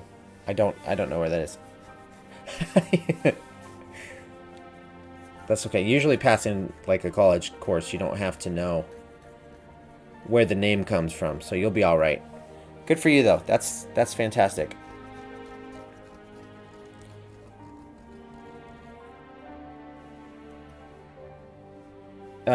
Is it unusual to be starting in November, or is that normal? Because in the U.S., it's it's September to May are usually the normal semesters. Taken in combination with the testimonies of Krile and Thancred, I do begin to see exactly what the Imperials were attempting here. Tri-semester college. I've never heard of that. That's pretty cool. I know a lot of people are saying, I think they call that, I don't know. That's cool. I know a lot of people are saying that public schools should go to year-round, and I think a lot of places in the world have done that. So they don't have summers off anymore, because we don't need summers off. That was kind of a farmer thing, I think. I don't know. So I've heard a lot of people say it's a lot better. It makes a lot more sense. Well, really, really happy for you. That's awesome. Is this your first time going to college, or are you just kind of returning? The enhancement procedure entailed infusing a single candidate with aether siphoned from a multitude of supply subjects. As for the master subject in this case, Krile, the patterns of her etheric activity would provide the model upon which they would artificially engineer the candidate's aura. Oh yeah, that would be faster. How long do people usually do that if you're going to the tri-semester thing? In other words, they were trying to recreate Krile's echo? I believe so, which would explain our prisoner's present state. Krile is possessed with an unrivaled ability to hear the whispers of the soul, and it seems probable that the procedure engendered the same acute sensitivity in Ferdola. Oh, good for you. Yeah, almost done. Good deal. Good for you. Congratulations. Get that. Get it done. To me, it kind of makes more sense to have like multiple 2 to 3 week breaks instead of one big like 6 weeks break. Because then when I was in school, you know, I'd always start to get tired and bored by the end of the break. So it's like, instead of having, like, you waste it all in one time almost, and then the semester gets so long, and then you want a break. I see a lot of appeal to it. The soldiers who guard Fordola, many of them lost friends and family to the skulls. And there's a sentry at her door night and day. If she can't help sensing their thoughts and seeing their past. Ooh, yeah, they want to kill her. I will say, it's been a long time since I've been in school, though, so... But you don't just see their past, you live it. All the emotions, all the pain. Imagine what it would do to you. You'd never be the same again. Indeed.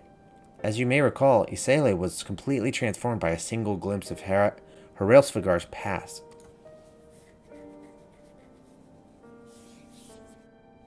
Yeah, that's definitely a little more unusual, that setup for the college, but you would get used to it, and I'm sure it has, you know, benefits.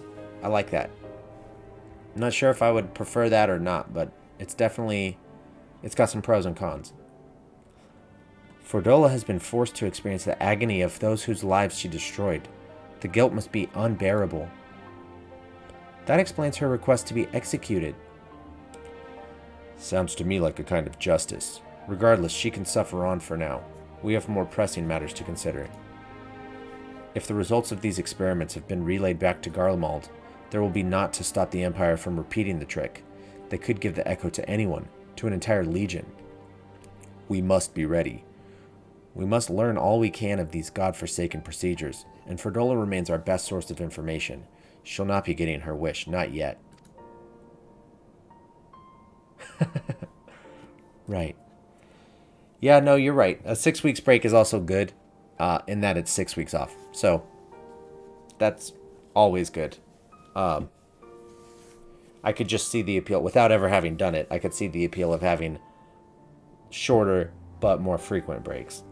But, like I said, I don't know which one I would pick if I had to just pick randomly. But, as you said, gotta do what you gotta do. Keep faith, lass. If you're to convince others to follow you, you must believe what you're telling them. People will respond to passion, but not if it's feigned. I understand. Thank you, General. We should leave the flames to it. Let's go. Let's go.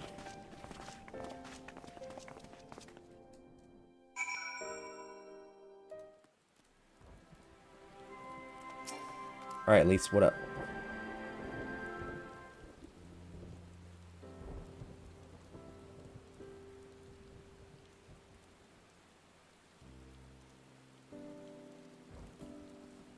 I go looking for answers about the Echo and end up getting schooled by Rauban. Yet more evidence that I don't know what I'm doing. It's no wonder people listen to him and not me. General Alden is a veteran of countless campaigns, Lise. You cannot compare yourself to a commander of his experience. I know, but I also know that I couldn't have convinced that mob to give up and go home. It makes me realize how much we rely on his authority, and how much I still have to learn. I wonder what he'll do when everything here is settled. I mean, it's his homeland. After going to the trouble of winning it back, might he not want to stay? 'Tis a quandary which countless refugees now face, to continue the life they built in Ul'dah, or start again in the land of their birth.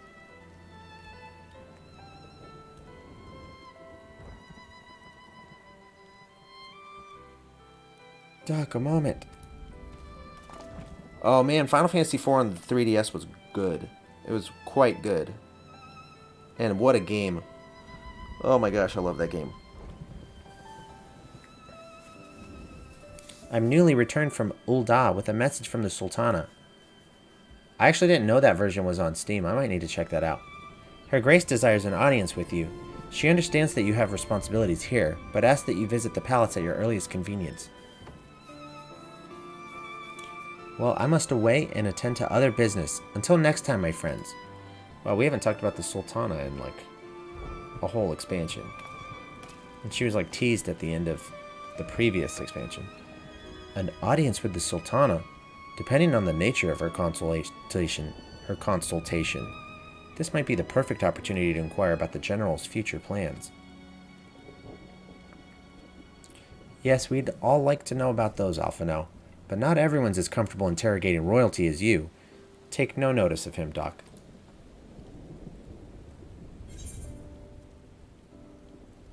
I never played the iOS version of the Final Fantasy games, but I've heard they are awful. And the font was all terrible. I really haven't heard much about the Pixel remasters. And I don't have the same nostalgia love for 5 because it never came out here in the US when I was a kid. And so I played it later through like emulators and stuff. I think I played it on PlayStation back when I was a young teen. I think it was released in one of the collections on PlayStation 1. And I played it and I liked it a lot. But I'm waiting for the Pixel remaster of 6, and then I'm going to go hard in the paint on that. 6 is maybe the best one. So good. So good. That's good to hear that it looks better. There was a lot of hype for the Pixel remasters, and then I just didn't hear much once they started coming out. But I'll probably track all those down eventually. Has 6 gotten a Pixel remaster already, or no?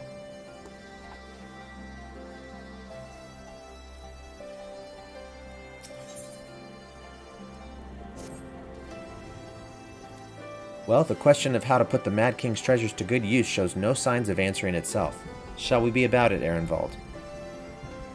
Okay, yeah, I don't think it's out yet. I've been checking. I think it's gonna come eventually, but I'm super excited for it. I'm at your beck and call. That's a great game. And I should be getting back to my own tasks. I'll organize a squad to head down into the ruins, and then start preparing for the big meeting. Oh, send Nanamo my regards, Doc. Nanamo, I think it probably is. And ours too, if you please. We shall see you on your return. Okay.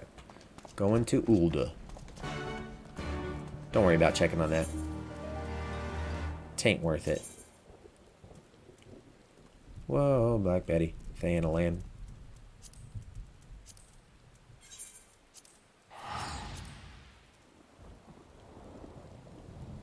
But yeah, 6 is Chef's Kiss.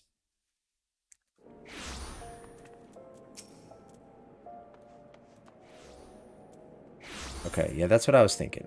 That's what I was thinking. Not yet. We'll get there.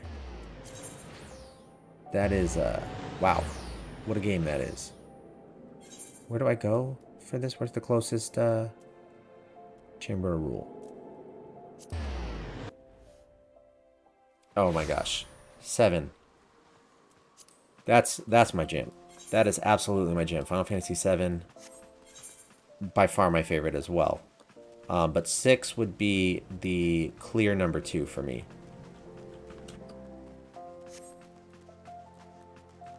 God, I spent forever playing Final Fantasy VII.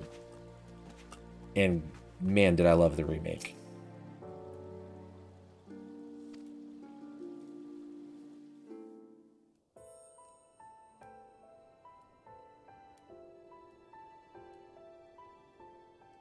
I thank you for answering my summons in these most interesting times. You have been busy. Yeah, I'm gonna wait for that Pixel remaster and then I'm gonna go ham on The Final Fantasy liberation VI. of Alamigo will have far-reaching consequences, and there is a matter upon which I would seek your counsel.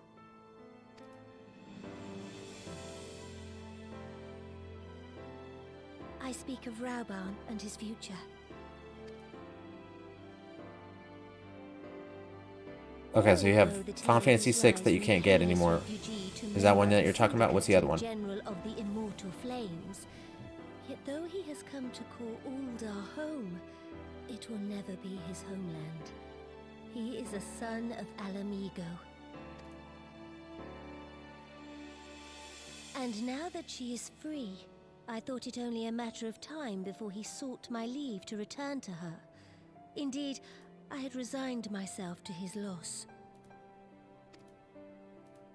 Suffice it to say, I was greatly surprised to hear him speak so lightly of handing over the reins in Alamigo and retaking his place at my side. I will welcome him with open arms, of course. He is my most trusted advisor and my dearest friend.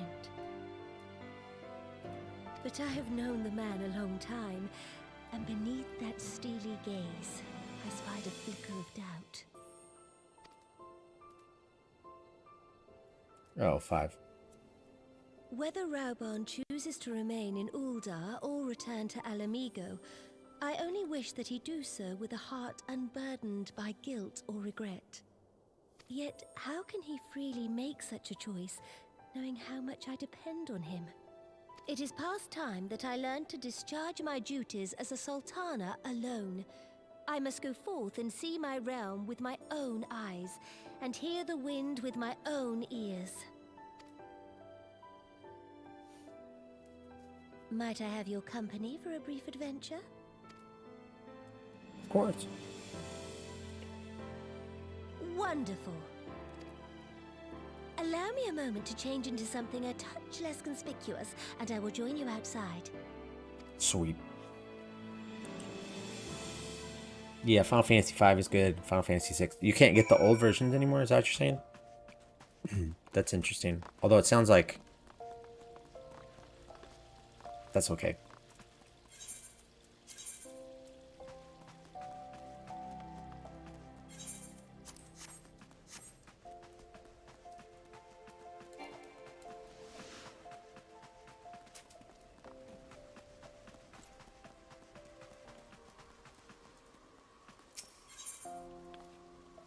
Yeah, I hear you.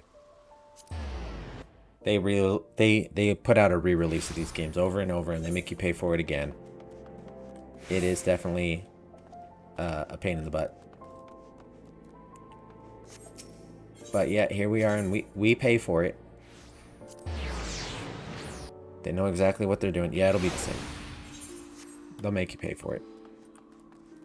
They know what they're doing. And we'll complain about it. I'm the same way. We'll complain about it. We'll say this isn't fair, and then we'll just go ahead and dish out the money for it. And so we're gonna say one thing and then do something else. But that's okay. It's worth it. What do you think of Lilira the Merchant's Daughter? This is the disguise I don when I wish to leave the palace and observe my subjects unnoticed. Ordinarily, Papashan would accompany me, but for this particular outing I need an advisor, not a minder. And that's why I requested your company. Over the course of your many adventures, you have met people from all walks of life, in every corner of Eorzea, and I would make use of your worldly experience. Now let us be away. Our first destination is Stone's Throw, just beyond the Gate of Nald.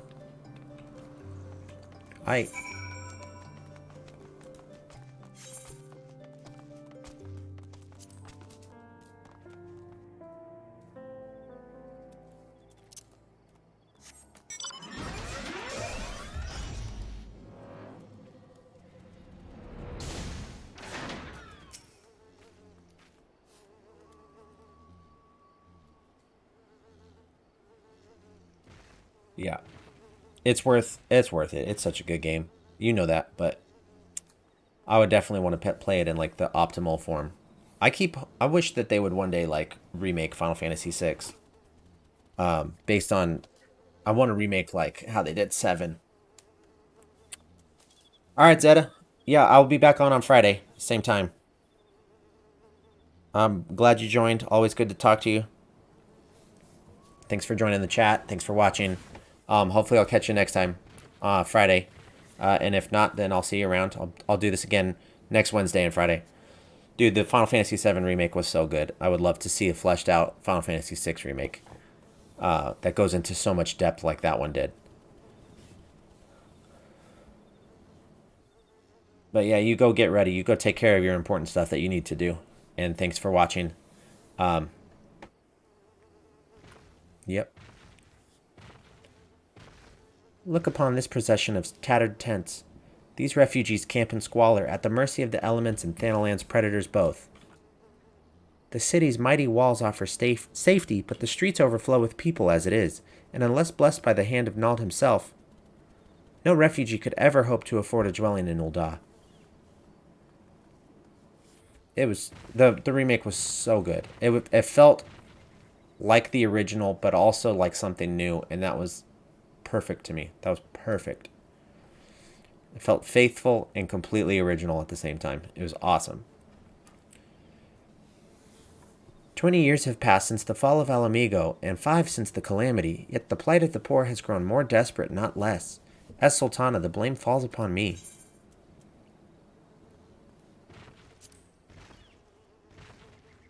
Yes, my authority is limited, and that is an obstacle I must work to overcome. Shall we press on? I would follow the road to the unholy air.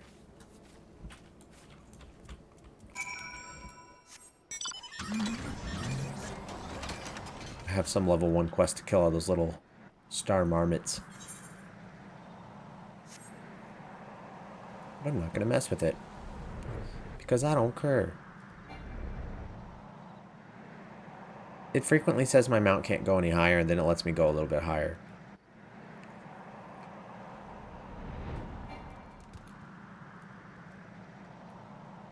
Stop telling me I can't go higher. I'm not trying to go higher now.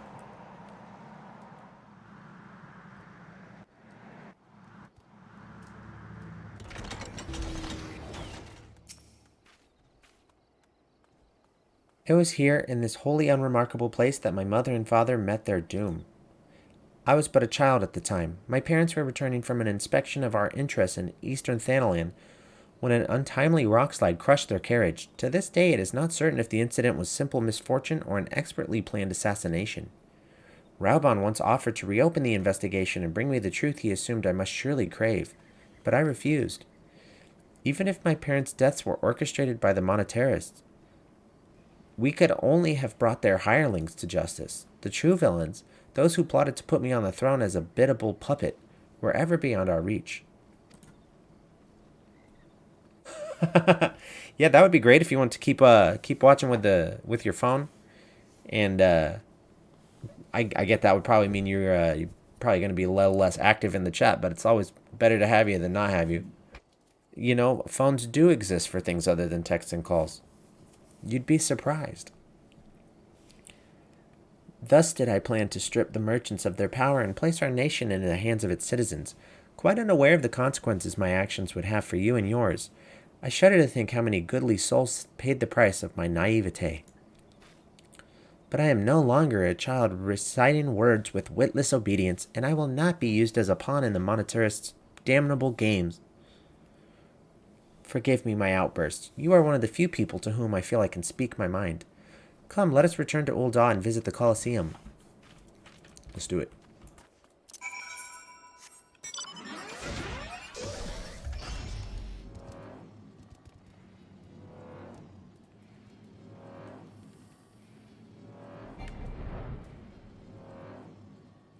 Whoops. Visible wall. Great. You know, to be fair, there's invisible walls. These invisible walls were placed in before there was flying. So, I'll cut them some slack.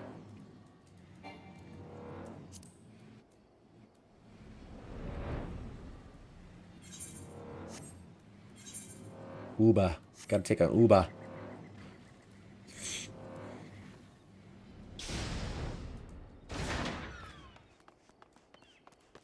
Your cousin has the car. That's pretty cool. You share a car with your cousin? Or are they just like borrowing it? Go in here.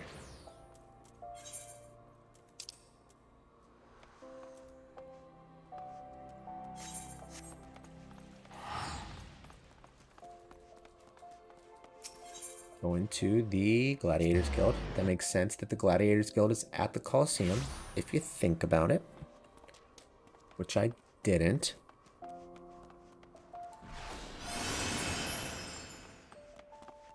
What's up, Nanama Ulnamamo? From the moment I became Sultana, I found myself thrust into an endless parade of document signing and ceremonies. For years, I simply signed where I was told to sign and sat where I was told to sit, blissfully oblivious to what any of it meant.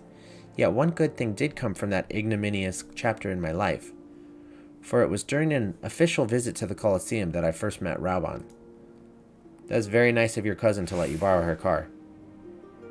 You should appreciate that, cousin. That's a good cousin. The match I had been invited to attend was not at all what I expected.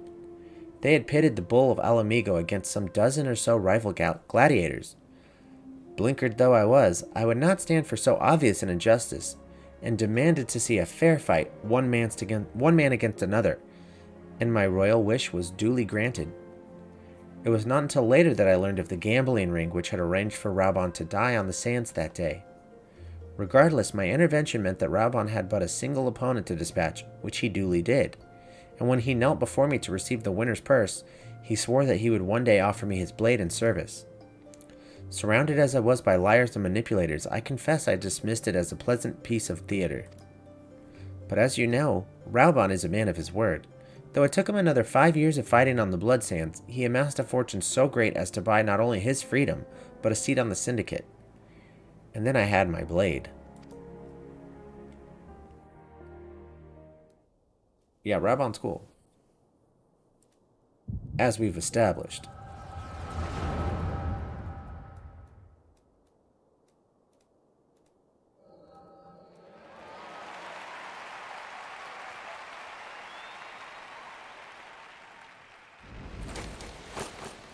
Let's go, Rowby. Nope, you got. Nope.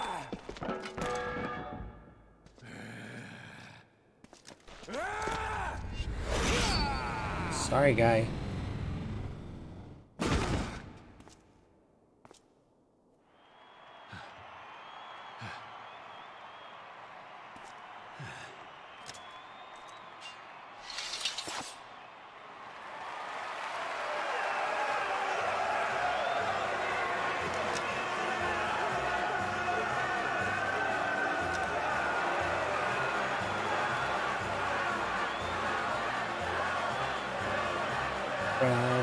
Raubon.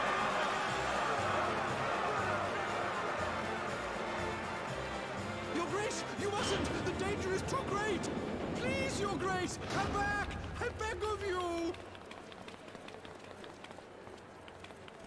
It seems you're the one who needs looking after, Master Shell.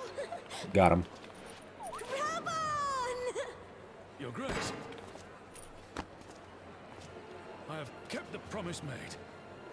So you have, and in turn, so too shall I keep mine. How do you mean? With your winnings, you have become one of the 6 most wealthy souls in all Uldar, and so, as tradition dictates, Raubon Aldin, you have earned yourself a seat on the Syndicate. May your new station garner you still greater glories. I am honored, Your Grace, and vow to serve with every fiber of my being from this day till my last.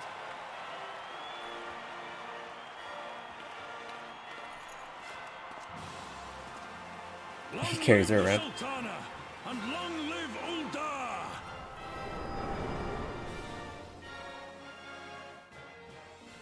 Not funny.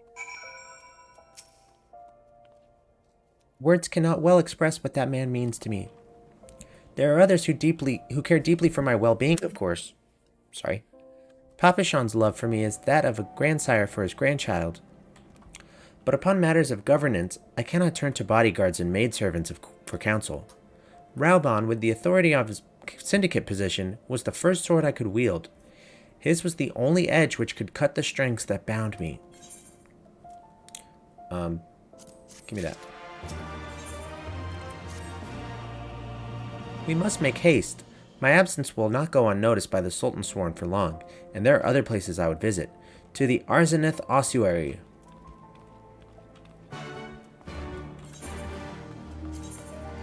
Oh, right over there. We're going to go to the Thaumaturge's Guild. Yes, yes.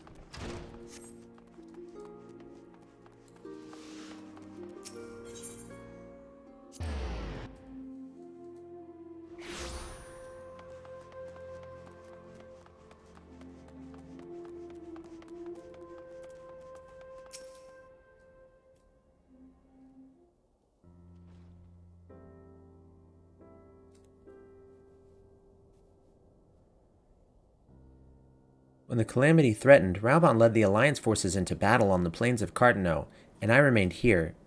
I prayed with all my heart that Archon Louisoix would have the power to rouse the 12. Since that day, I've made a custom of visiting the shrine during each of my little excursions. Here I seek the blessing of Thal, reflecting upon my choices, and ask myself if I am fulfilling my duties as Sultana. You are rightly celebrated as a champion because you have led the line in 100 battles for the good of Eorzea. In much the same way, I believe the measure of a monarch lies in how she leads her people in times of adversity.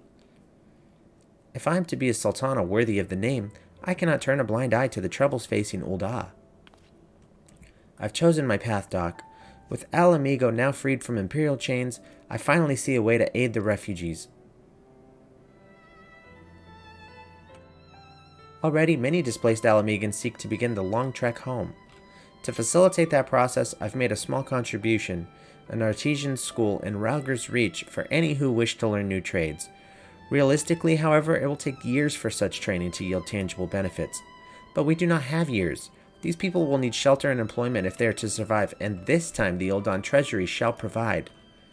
Precisely where and how to allocate the necessary funds is, of course, another question.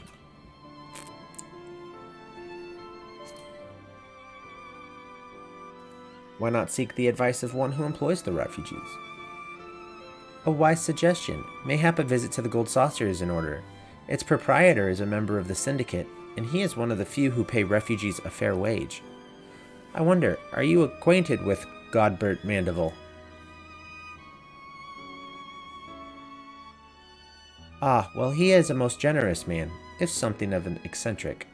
Let us make our way to the landing, and I will see that word is sent to the Gold Saucer. Godbert should be only too glad to receive us. Back to the Gold Saucer, I see. Let's go to the airship landing. Where are we? In the Thaumaturge? Okay.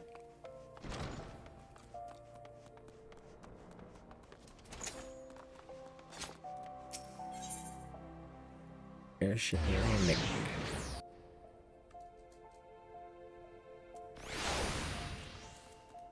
Let's go. I've ridden aboard a public airship before, but this shall be my first visit to the Gold Saucer. I must confess to some excitement. Alright, yeah, let me go to the Gold Saucer. Bye. And here I am. What up, Nanamo?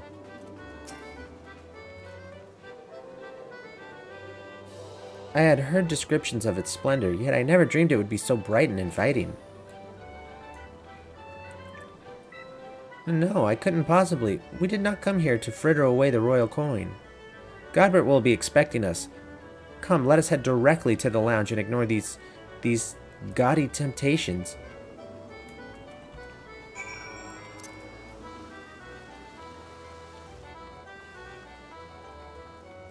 Where are we going?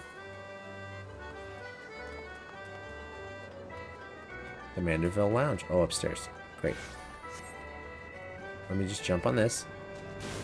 Whee!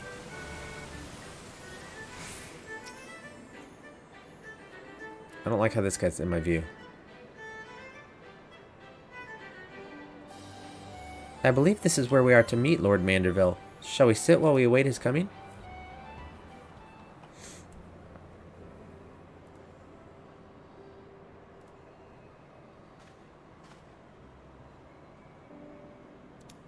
My apologies, Your Grace. I have kept you waiting. No apologies are necessary, Godbert. My request was sudden, and you were kind to make yourself available at such short notice. When the Sultana herself comes calling, there is no more important engagement. Seems fair. As to the purpose of my visit, I would have your thoughts on how the Crown might best aid the refugees residing in Thanalan. You are aware, I am sure, that many of Alamigo's displaced sons and daughters long to return to their newly liberated homeland, and you are also aware of how they will suffer without shelter and work to sustain them. I would use our nation's wealth to spare them that suffering. What advice have you for me on the matter of how it might best be distributed?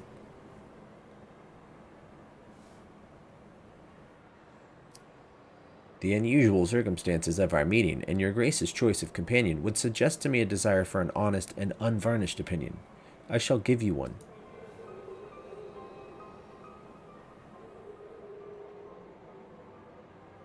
My advice to you is stop.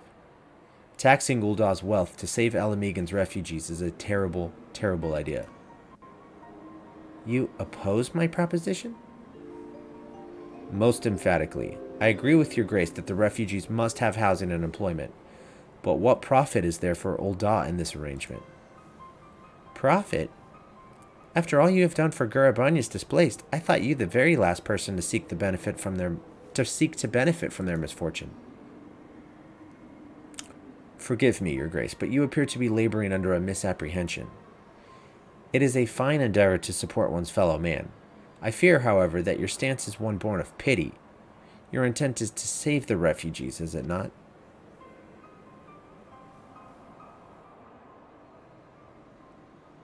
For all our potential, we are indolent creatures by nature. If unconditional charity is all we know, then we begin to rely upon it, to expect it. And then we must consider Uldah's own poor and downtrodden. Should they hear of you spending the nation's coin, not to improve their lot, but to nurture the distant citizens of Alamigo, it is unlikely they will applaud your generosity. Surely it is not your Grace's intention to foster new resentment, but to spread goodwill. Indeed. Then any support I pledge to the refugees must promote self-sufficiency, whilst also serving the interests of the people of Uldah. Exactly so. Such an arrangement will create a far more equitable relationship with the returning Alamegans, even as it generates the revenue required to win the approval of your subjects.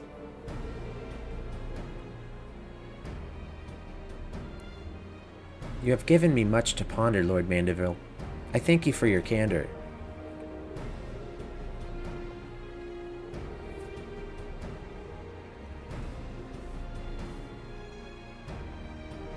That guy makes it sound so simple. Like I just solved politics, right?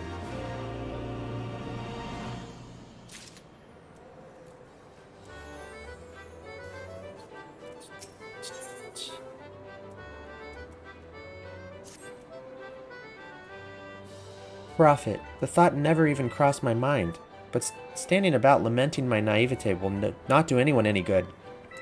I shall consider my lesson learned and press on. Doc, are you perchance acquainted with any successful merchants? If my attempt at philanthropy is obliged to reap a profit, it would seem wise to consult someone with a knack for business.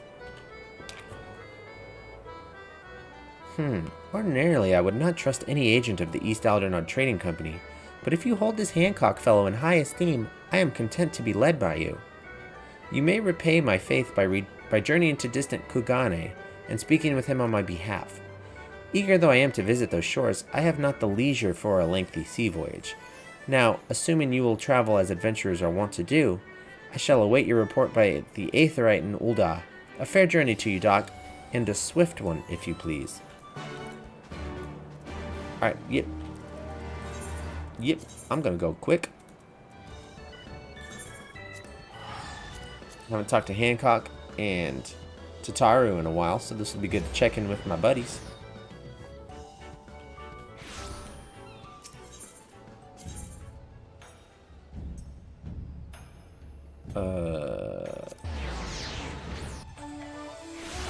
Is this right? Nope. Man, really? I'm acting like it's been this long? Oh, I want to go to the inn, right? The Ruby Bazaar. Wow. What's wrong with me? I was just doing this, like, literally every day. Like a week ago. 2 weeks ago, maybe.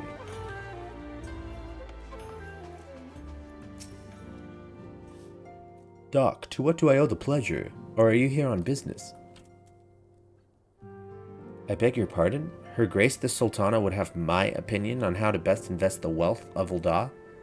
My dear Doc, I have you to thank for this recognition, I am sure. and I am flattered that you came to me, truly flattered. But why settle for a lowly apprentice when you could have the master? Upon matters of profit, there is no living soul better qualified to advise her grace than Chairman Lolorito, a man whose morning exertions are said to fill his garderobe with gold. Gross. I should be happy to arrange a meeting for you, say at the Scion's former headquarters in Thanalan. The Waking Sands would seem a suitably neutral venue for negotiations, don't you think? Fare you well, Doc, and may your dealings prove fruitful. I don't want to talk to you. Oh, they made me go all the way over here for that.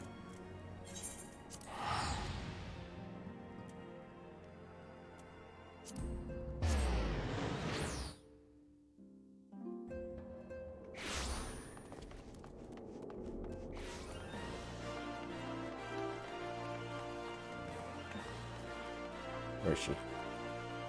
Where's she at? Like, don't do it. He's the worst.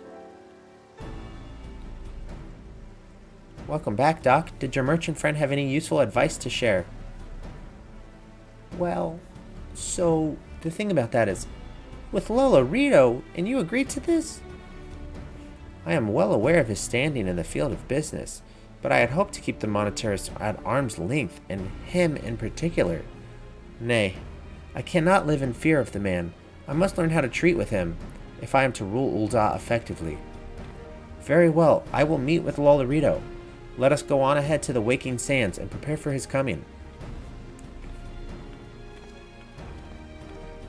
Is that the one in Vesper Bay? I think so, right? Oh, it took us there. Thank you. So this is where the Scions first congregated. I've heard many tales, but never had occasion to visit. To work then. The hour of the meeting draws near, and I would gather my thoughts. Pray see to it that we have the appointed room to ourselves.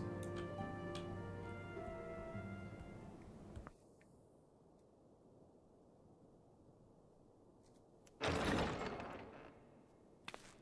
punch him in the face. A personal summons from the Scions. This must be important business indeed. Though, if it concerns anything so underhand as an assassination, I fear I can be of little help.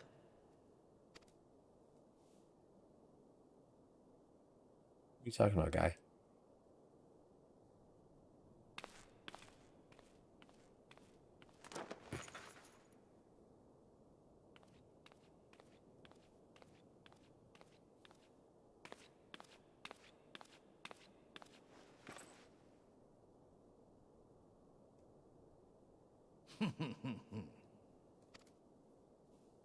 You have made your point. 'Tis indeed unsettling to find oneself seated across from an impassive mask.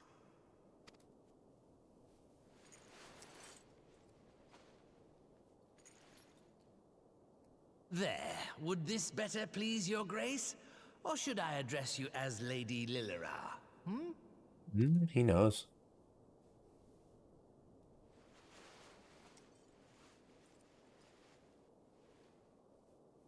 Nay, the deception has served its purpose. I am glad to see you found amusement in my little jest, Lord Lolorito, but shall we proceed to the business at hand? By all means. I must say I am most eager to hear your proposal.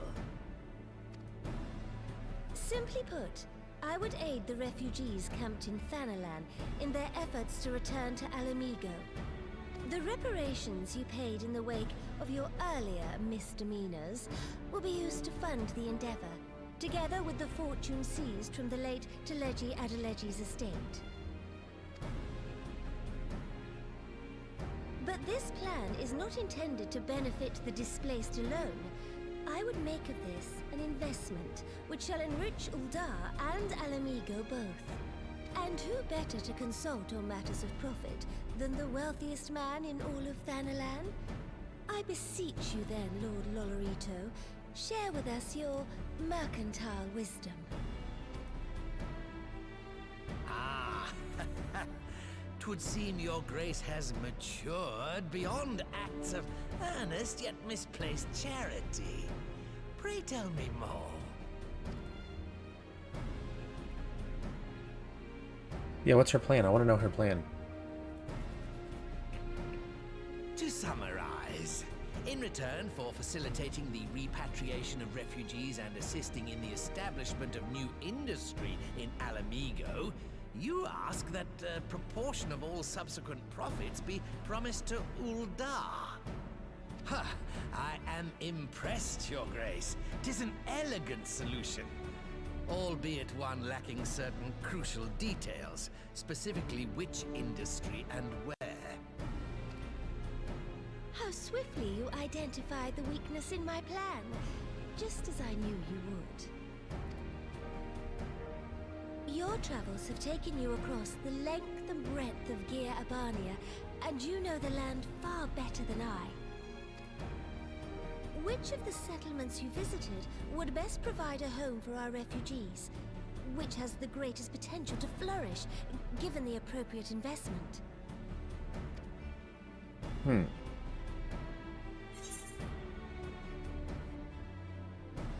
Wait, I don't remember which ones these are. Say Allegana. I think that was the flat one with like the tent. Yes, Quarry Town certainly does Quarry, carry yeah. the potential for profit. At least it would do were it situated anywhere near a lucrative market. It would cost more to transport the materials than they are worth, in my humble opinion.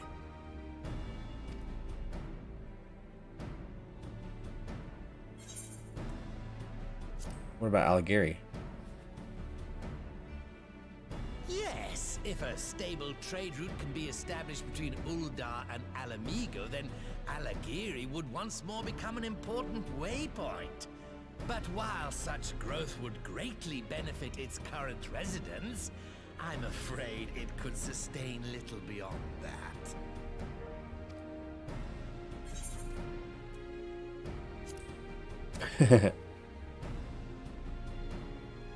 Ah, yes, that desolate little village on the shore of Loch Seld. I know the Saltry and its products well.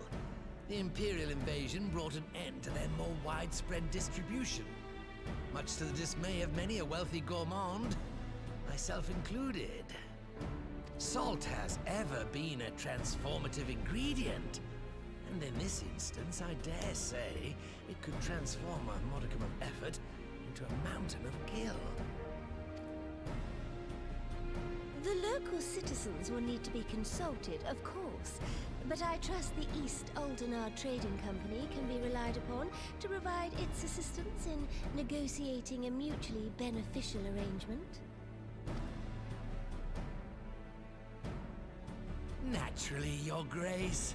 I shall dispatch representatives well versed in the extraction of this white gold and wring every last ounce of profit from its production.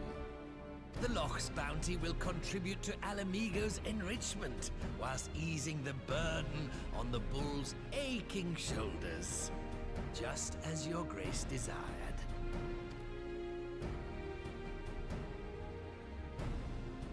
A deal is struck then. Nice.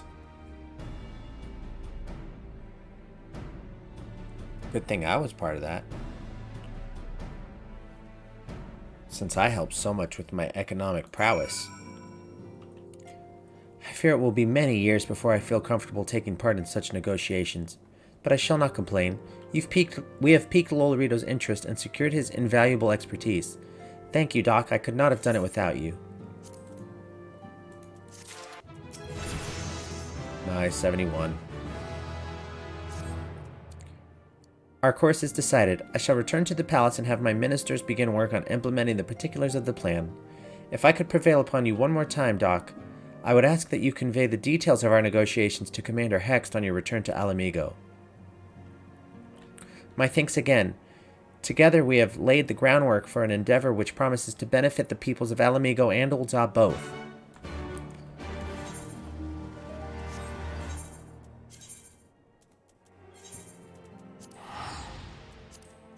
Alright, let's go over there and speak to Lise. Gonna do it. Do it. We're gonna do it.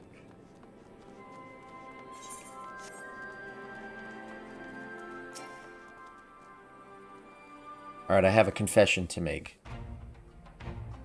I've been really liking the look of Lalafells lately. And I'm afraid I'm going to Fantasia into it, Lalafell. I even already made an appearance and saved it. I never thought this day would come, but they've been looking really cool to me lately. And I don't really know why. But that's something I'm dealing with, and something I'm gonna have to examine personally. Anyways. Doc, you're back. What did Nanamo... Oh, sorry. Are you allowed to talk about your audience with the Sultana? Yeah, girl, I'm here to talk to you about it. So, Raubon says he's going to return to Ul'dah, but she isn't sure he wants to. Tell us something we don't know. But I'm pleased to hear she's committed to helping our refugees come home. And this plan to revitalize the Saltery does make a lot of sense. Quite how you convinced her to seek Lolorito's help is another question. After all that's happened, he is the very last person I would expect her to turn to for advice. But on a more practical note, at least assuming the interim government elects to accept Uldah's proposal, I have one caveat I should like you to include in the bargain. Alamigo must be permitted to cover a portion of the investment. We have a fortune at our disposal after all, and allowing Ul'dah to provide the entirety of the capital will afford Lolorito too much control. Honestly, Alphino, it's like Kugane never happened. What exactly does a ruthless profiteer have to do to earn your trust? But yes, you do make a good point. First things first, though, we need to discuss this proposal with the Saltery's residents. Look at Lise throwing in a jab right there. She burned Lolorito a little bit. Whiskar, how do you fancy explaining the Sultana's plan to your grandfather? I'd like to hear what Watt thinks of the idea before agreeing to anything. Right away, Commander. Would you mind coming along, Doc? I might need you to fill in the details. Then I shall come as well. Should Watt wish to discuss figures, my knowledge of the nation's finances may prove useful. Good thinking, Alphino. All this talk of money and stuff is making me want to play a city management game, like maybe a Civilization or SimCity kind of thing, where I need, or maybe even like a Zoo Tycoon kind of something where I have to like manage how much money is being allocated to different things and stuff like that. It's giving me that itch. I only get into those kind of games like once every now and then, but once I do, I go really hard in the paint for a little while. We'll see. I wonder if there's a good one out there that I'm not thinking of.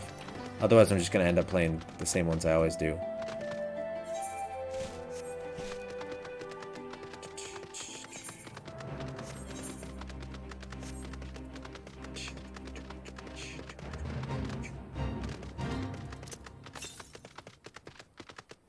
Nah, not worth it. I hate being close to getting flying, and at the end here, like, I feel torn between if it's worth seeking out all the Aether points so I can fly, or if it's more beneficial to just plow through and worry about that later. What manner of mischief brings you youngins to Old Watt this time, eh? They want to rebuild the Saltery, Granddad. Doc, tell him about the deal. Well, bugger me. We've never had the coin or the hands to put the place back to how it was, but it sounds like that's about to change. There's just one small wrinkle in your plan. It doesn't account for all the nasties queuing up to eat anyone who goes near the shore. The king used to send soldiers to cull the buggers, but the Imperials weren't about to help the likes of us. Don't worry, Granddad. We'll take care of all that. Commander Hex has been talking about starting up regular patrols, and I'm sure she'd assign me to the lock if I asked. I'd appreciate that, Whiskar, my lad. I truly would. So does this mean you've gotten better with that blade of yours? I've been training, but mostly to kill Imperials. You've some experience hunting monsters, don't you, Doc? Think you could cast an eye over a few of the local beasties and teach me how to deal with them? No, I don't know how to kill monsters. Let's not waste any time then. I'll see you by the lock. Whilst you are busy attending to the local fauna, I shall have Master Watt explain to me exactly what is required to restore the Saltery to its former glory. Good hunting.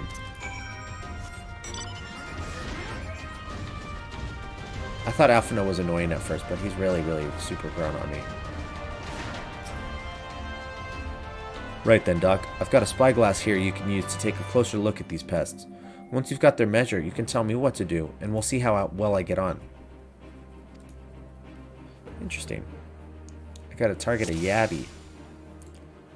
Is that a Yabby? Target his weak point. It's his head? That's not a Yabby, is it? Yeah, it must be.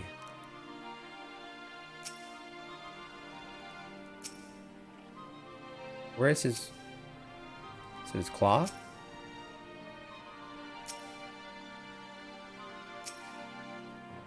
It's his neck. It's his horn. It's his...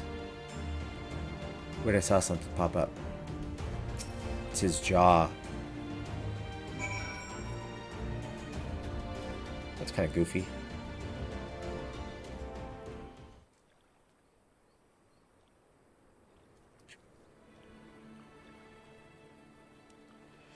The Yabby's entire body is protected by a hard carapace, but the underside of the head looks soft and vulnerable. Ah, looks like you found a Yabby. They say hitting their shells like smacking a rock. Any suggestions?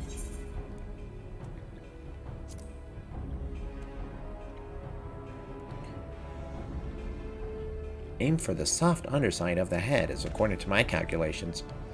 Vulnerable under the head, are they? Right then, wish me luck. Good luck.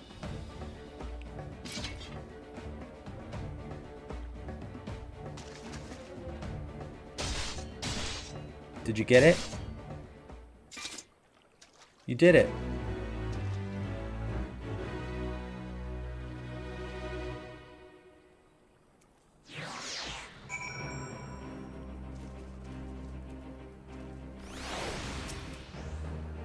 Thanks, Doc. I did just as you told me, and the Wavekin went down like a sack of popotos.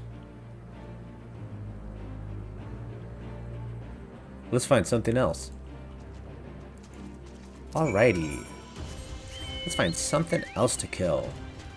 We sure love killing.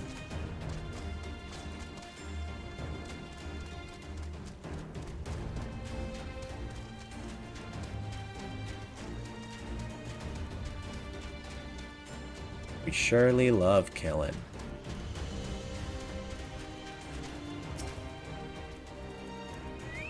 Huh. I think I can handle the Yabbies now, so we should try something different. What else is out there? Oh, we gotta get the Phobads. And on them, you want to attack their eyeball.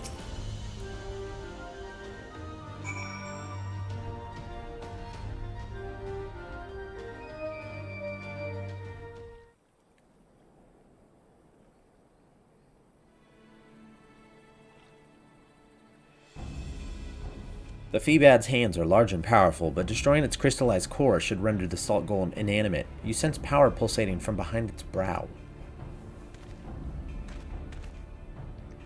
Ugh, a Phoebad. How do I defeat one of those? Destroy the core within its brow. According to my research. Inside its head, is it? I'll try to stab it right between the eyes then.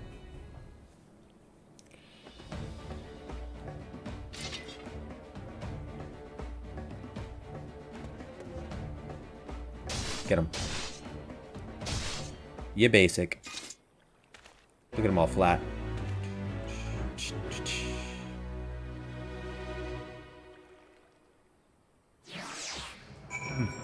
Excuse me.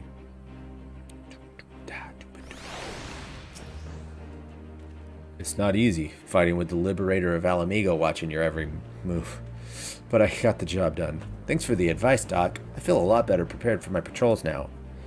Any road, we should head back to the Saltery before Grandad starts to worry. I've been snipped into pieces and fed to a Yabby's hatchlings.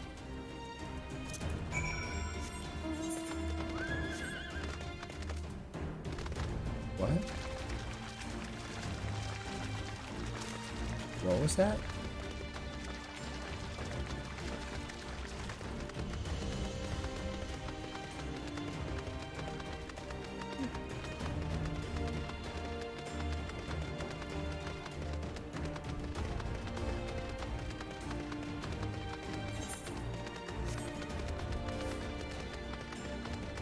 What up, Watt? I see you've returned in one piece. Dealt with those beasties then, did you? I fought them myself. After a bit of instruction from Doc here, like. Once I've shared what I've learned with the others, we should have no trouble keeping the shoreline clear. Good lad. A fine young man you've become, Whiskar. A fine young man indeed. Too often of late I hear tales of folk over in the city, drunk on victory and hungry for revenge, their heads stuck firmly in the past. But we need to get our sights on the future, on things which will improve our lot, things like getting the Saltery ready to welcome our long-lost countrymen.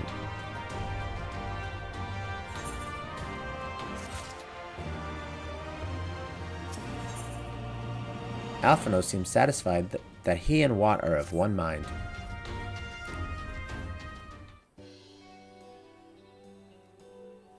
It seems Whiskar has the Saltery's security well in hand. I, meanwhile, have discussed the next steps with Master Watt and completed my inspection of the site. With a little work, the vacant buildings here could be made into very presentable dwellings. Message from General Alden. Apologies for the interruption, sir, but the General would speak with you at your earliest convenience. Do not feel obliged to wait around on my account. I will remain here to hammer out the finer details with Watt and act as an intermediary with our business partners in Ul'dah. You should go. General Eldon asked that you wait for him by the main gate in the Alamegan Quarter. My apologies again, sir. Fare you well. It's cool. It's not a big deal. It's okay.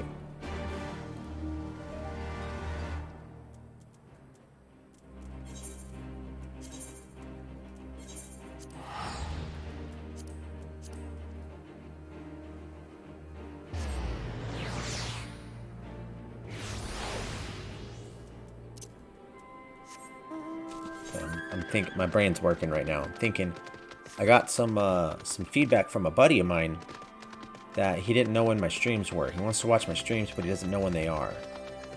And I love feedback like that, but I'm thinking about putting a little banner across the bottom of the screen, just out a way that says, like, you know, streams are these days, and just leave it at that.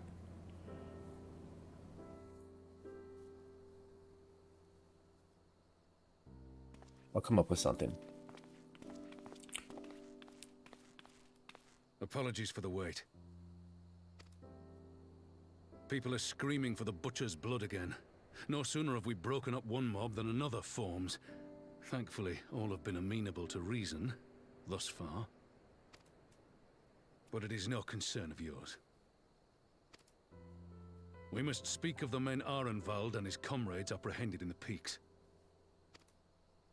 By their uniforms, the captives were first judged to be Imperial troops. But after further investigation, their true identities came to light. I dare say you remember Yuyuhasi and Laurentius, the fugitives who conspired with Captain Ilberd in the Crystal Brave's betrayal. Aye, well, it would seem they followed him all the way to the wall. It was they who orchestrated the slaughter of the resistance fighters prior to the Griffin's infernal ritual. Yikes. Were it in your hands, how would you punish these men?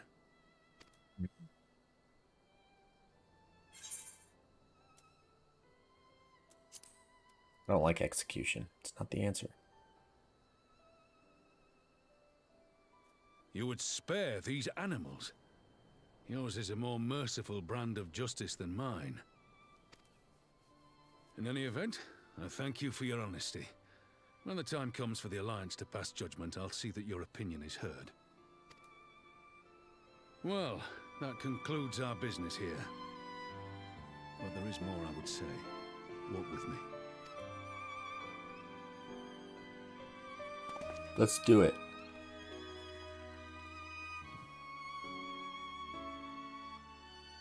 I'll walk with you anywhere, Rowby. Dang, we really walked.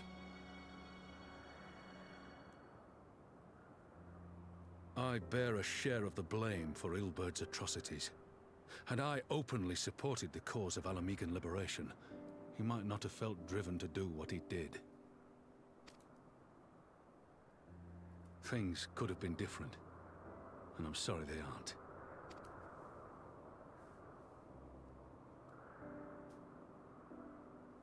But even after all that has happened, my homeland is free. With the Scions and the Alliance at their side, my countrymen have reclaimed what many thought lost forever. Under her new leadership, I have every confidence that Alamigo will emerge from the shadow of the Empire and My bad. which means my work here is done.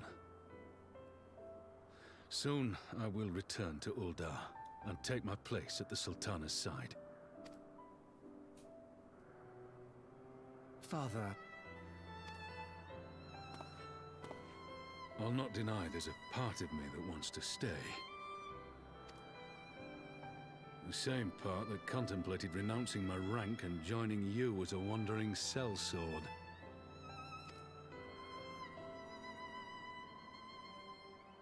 But I pledged my blade to Nanamo, and I will not betray that oath.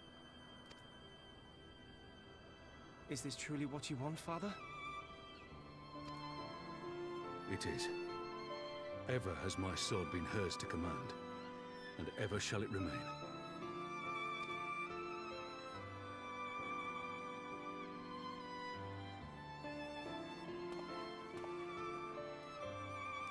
Thank you for lending an ear. When all the rest are clamoring for me to stay, I trust you'll send me on my way.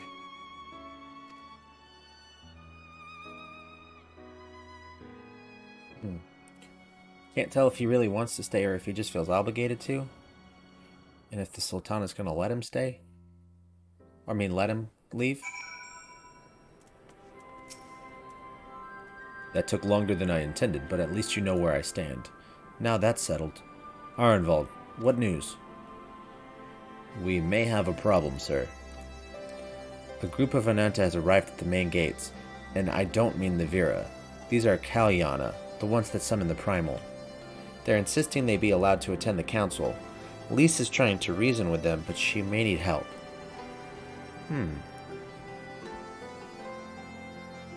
An invitation was extended to all of the native beast tribes, but we assumed the Kalyana would refuse it out of hand. We had best go and see for ourselves. Pippin, take command of our forces and be ready for battle. Doc, you've dealt with these Kalyana before. I'd have you at my side.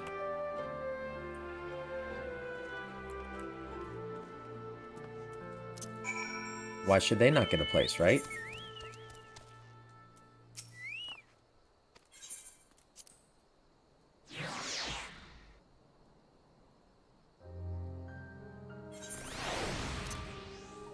I get they summoned the Primal, but they were trying to do stuff, and that's kind of part of our whole thing. It's like, we forgive people, and we try to get the best out of people, and everybody has a home.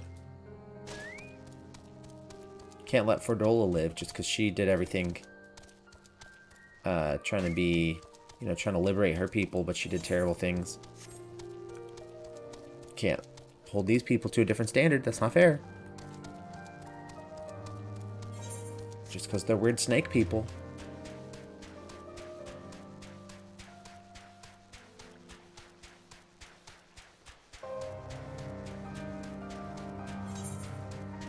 Yeah, so I need to be up there. Let's take the big old steps.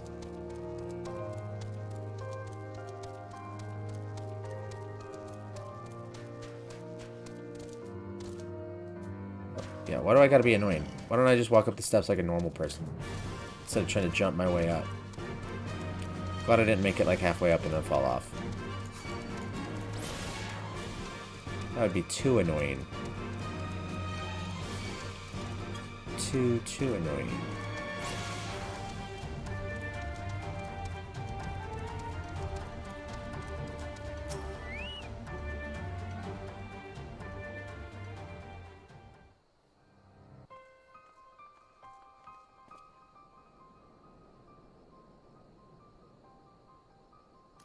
Doc, Raban, gods, it's good to see you. Ah, the Slayer has come. We have not forgotten how you sinned against the Lady of Bliss, but we did not come here to shed blood. We claim to seek harmony with all who call Gir Abanya home. If this is truly your wish, you will welcome us as envoys of the Ananta. It is our wish, and you are welcome, but we cannot condone the summoning of primals. If you want to enter the palace, I must ask that you first surrender any crystal jewelry. You have my word that it will all be returned to you when the meeting is over. We will do as you ask, but you will not have our weapons. We are not so foolish as to place ourselves entirely at the mercy of our tormentors. I reckon that's the closest thing we're going to get to a compromise. And we will have people standing guard. Aye, let them keep their swords. Then we have an agreement. Lead the way to your meeting chamber.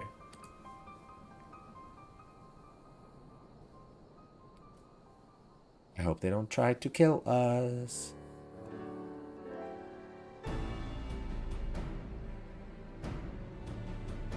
Why do I have the feeling we've welcomed a Viper into our midst? 'Cause they're snack people. I think that's mostly why. On account of the snack people.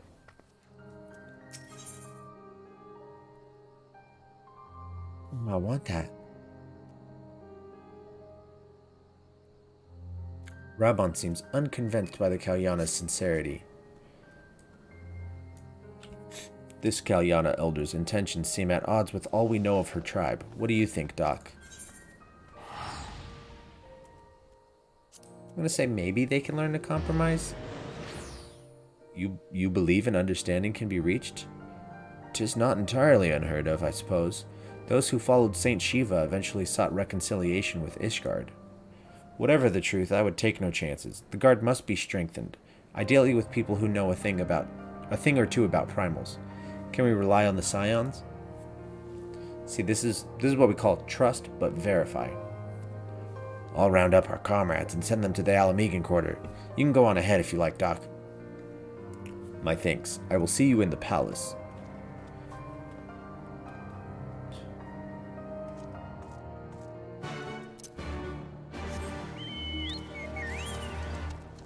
See, we're gonna let the snakes in. We're gonna hope that they're good, and we're gonna trust that they're being good. We're gonna just have a little protection just in case. Just a little bit.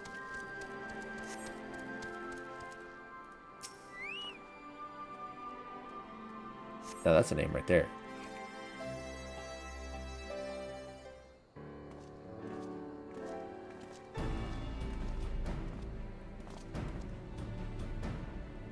Doc, I've brought reinforcements.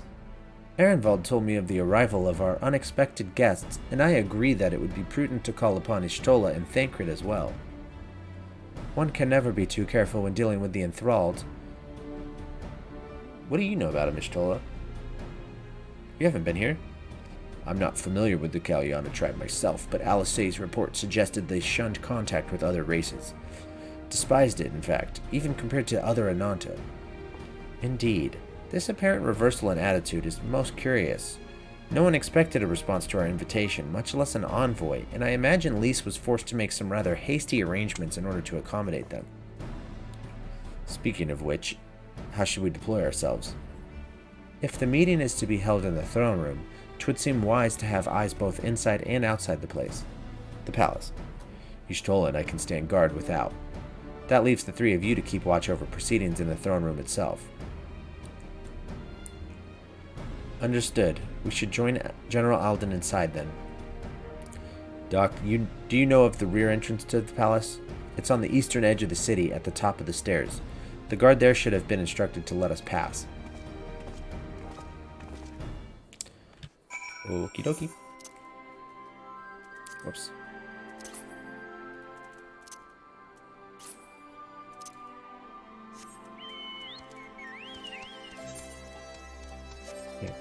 get over there to the palace. Let's go, palace.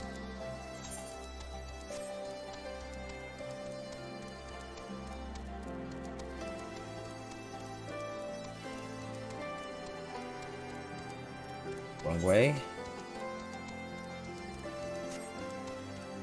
Can I go through this way?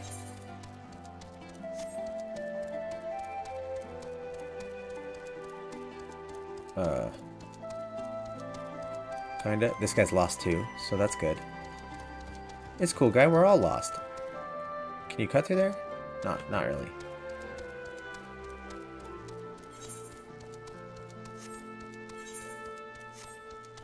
Oh, he did. Good for you, guy.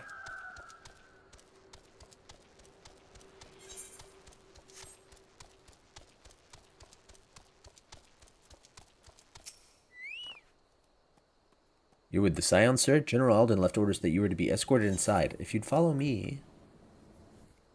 A ...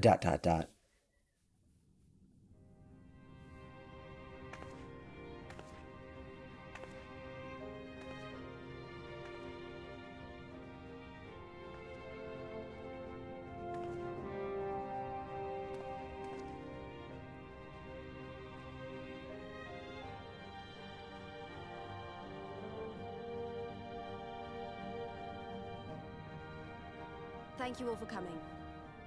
I am Lise Hext, and I speak for the Resistance. Among you are village elders, refugee leaders, envoys from the Ananta and the Kikern. You've come from every corner of Girabania to help decide the future of Alamigo. But before that, I want to ask you a question. What was the first thing you noticed when you came in?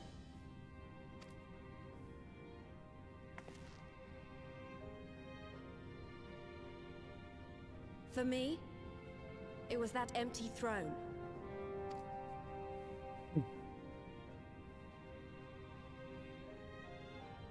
It has no one to sit on it now. No viceroy, no king. Right? Would any of you like to take their place?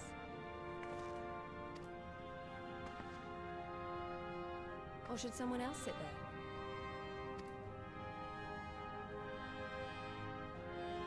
Then let's sit here in a circle, as equals, and I hope, as friends. Get it, Lise. Keep the peace between all the monsters.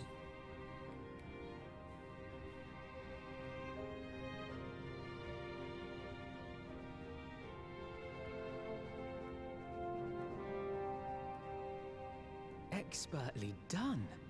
Lise has removed monarchy as a choice early in the game, and positioned them to consider a joint government. All things considered, I would say events have got off to a fine start. Something's gonna happen. And that is Alagana's stance on the matter. Thank you, Ravenford. Another vote in favor. Next, let's hear from Shanti of the Caliano. Tell us, how do your people feel about the idea of a republic?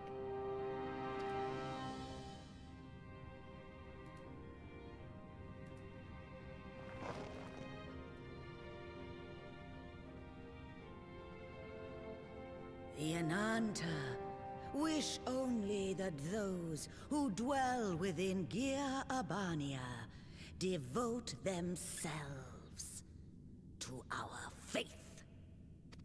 Oh, we're not gonna do that though, is the thing. You shall all worship Sri Lakshmi! There's always gotta be that guy. Lady of Bliss, grace us once more with your beauteous visage! No.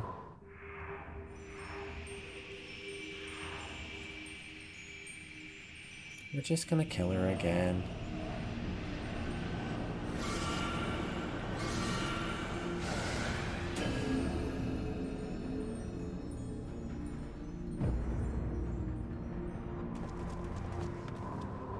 This can't be happening. No crystals were allowed through the door.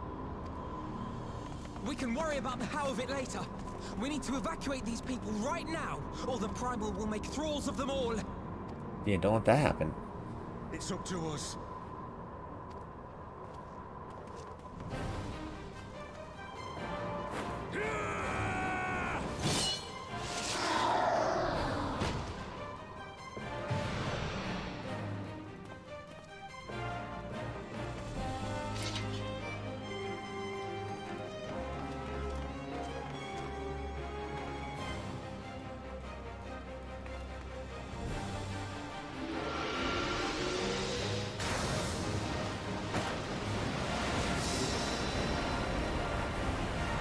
Nope. Use my plot armor.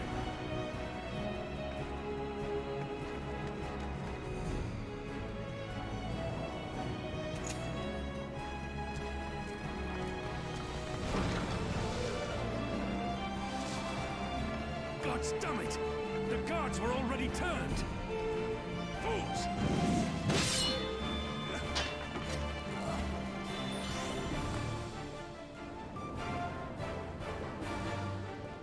No, you don't! Get him, Lise. Kaliana would see us all enthralled. Then they're going to be sorely disappointed. We have the Warrior of Light and Arenvald to shield us. Aye, but they can't well defend your guests and attack the Primal, can they? We're stuck on the back foot.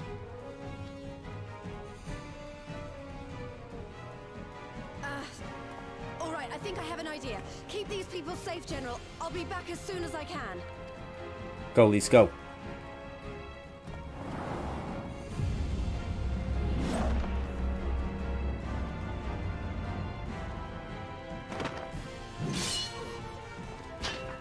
Yeah, whatever she's about, she'd best make it quick. True. Come then. Who will be next to die on my steel? Yeah. Who will it be?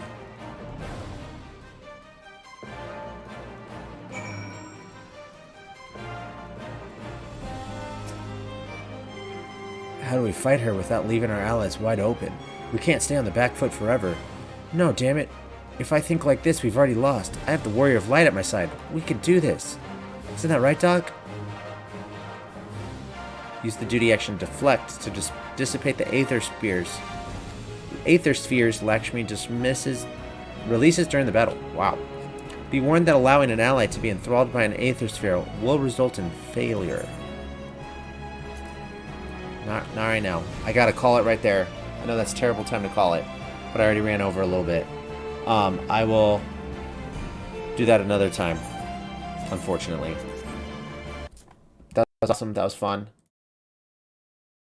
Whoops. I will be back on again Friday, same time, 9 a.m. to noon Central Time. I don't know what time that is everywhere else, but you guys can calculate it out from that. Georgie, thanks for joining the chat. I see that you're still in. Thank you so much for joining the chat. It's always great to have you. I think Zeta took off, but great to have you as well. And great to have anybody else who's watching and lurking.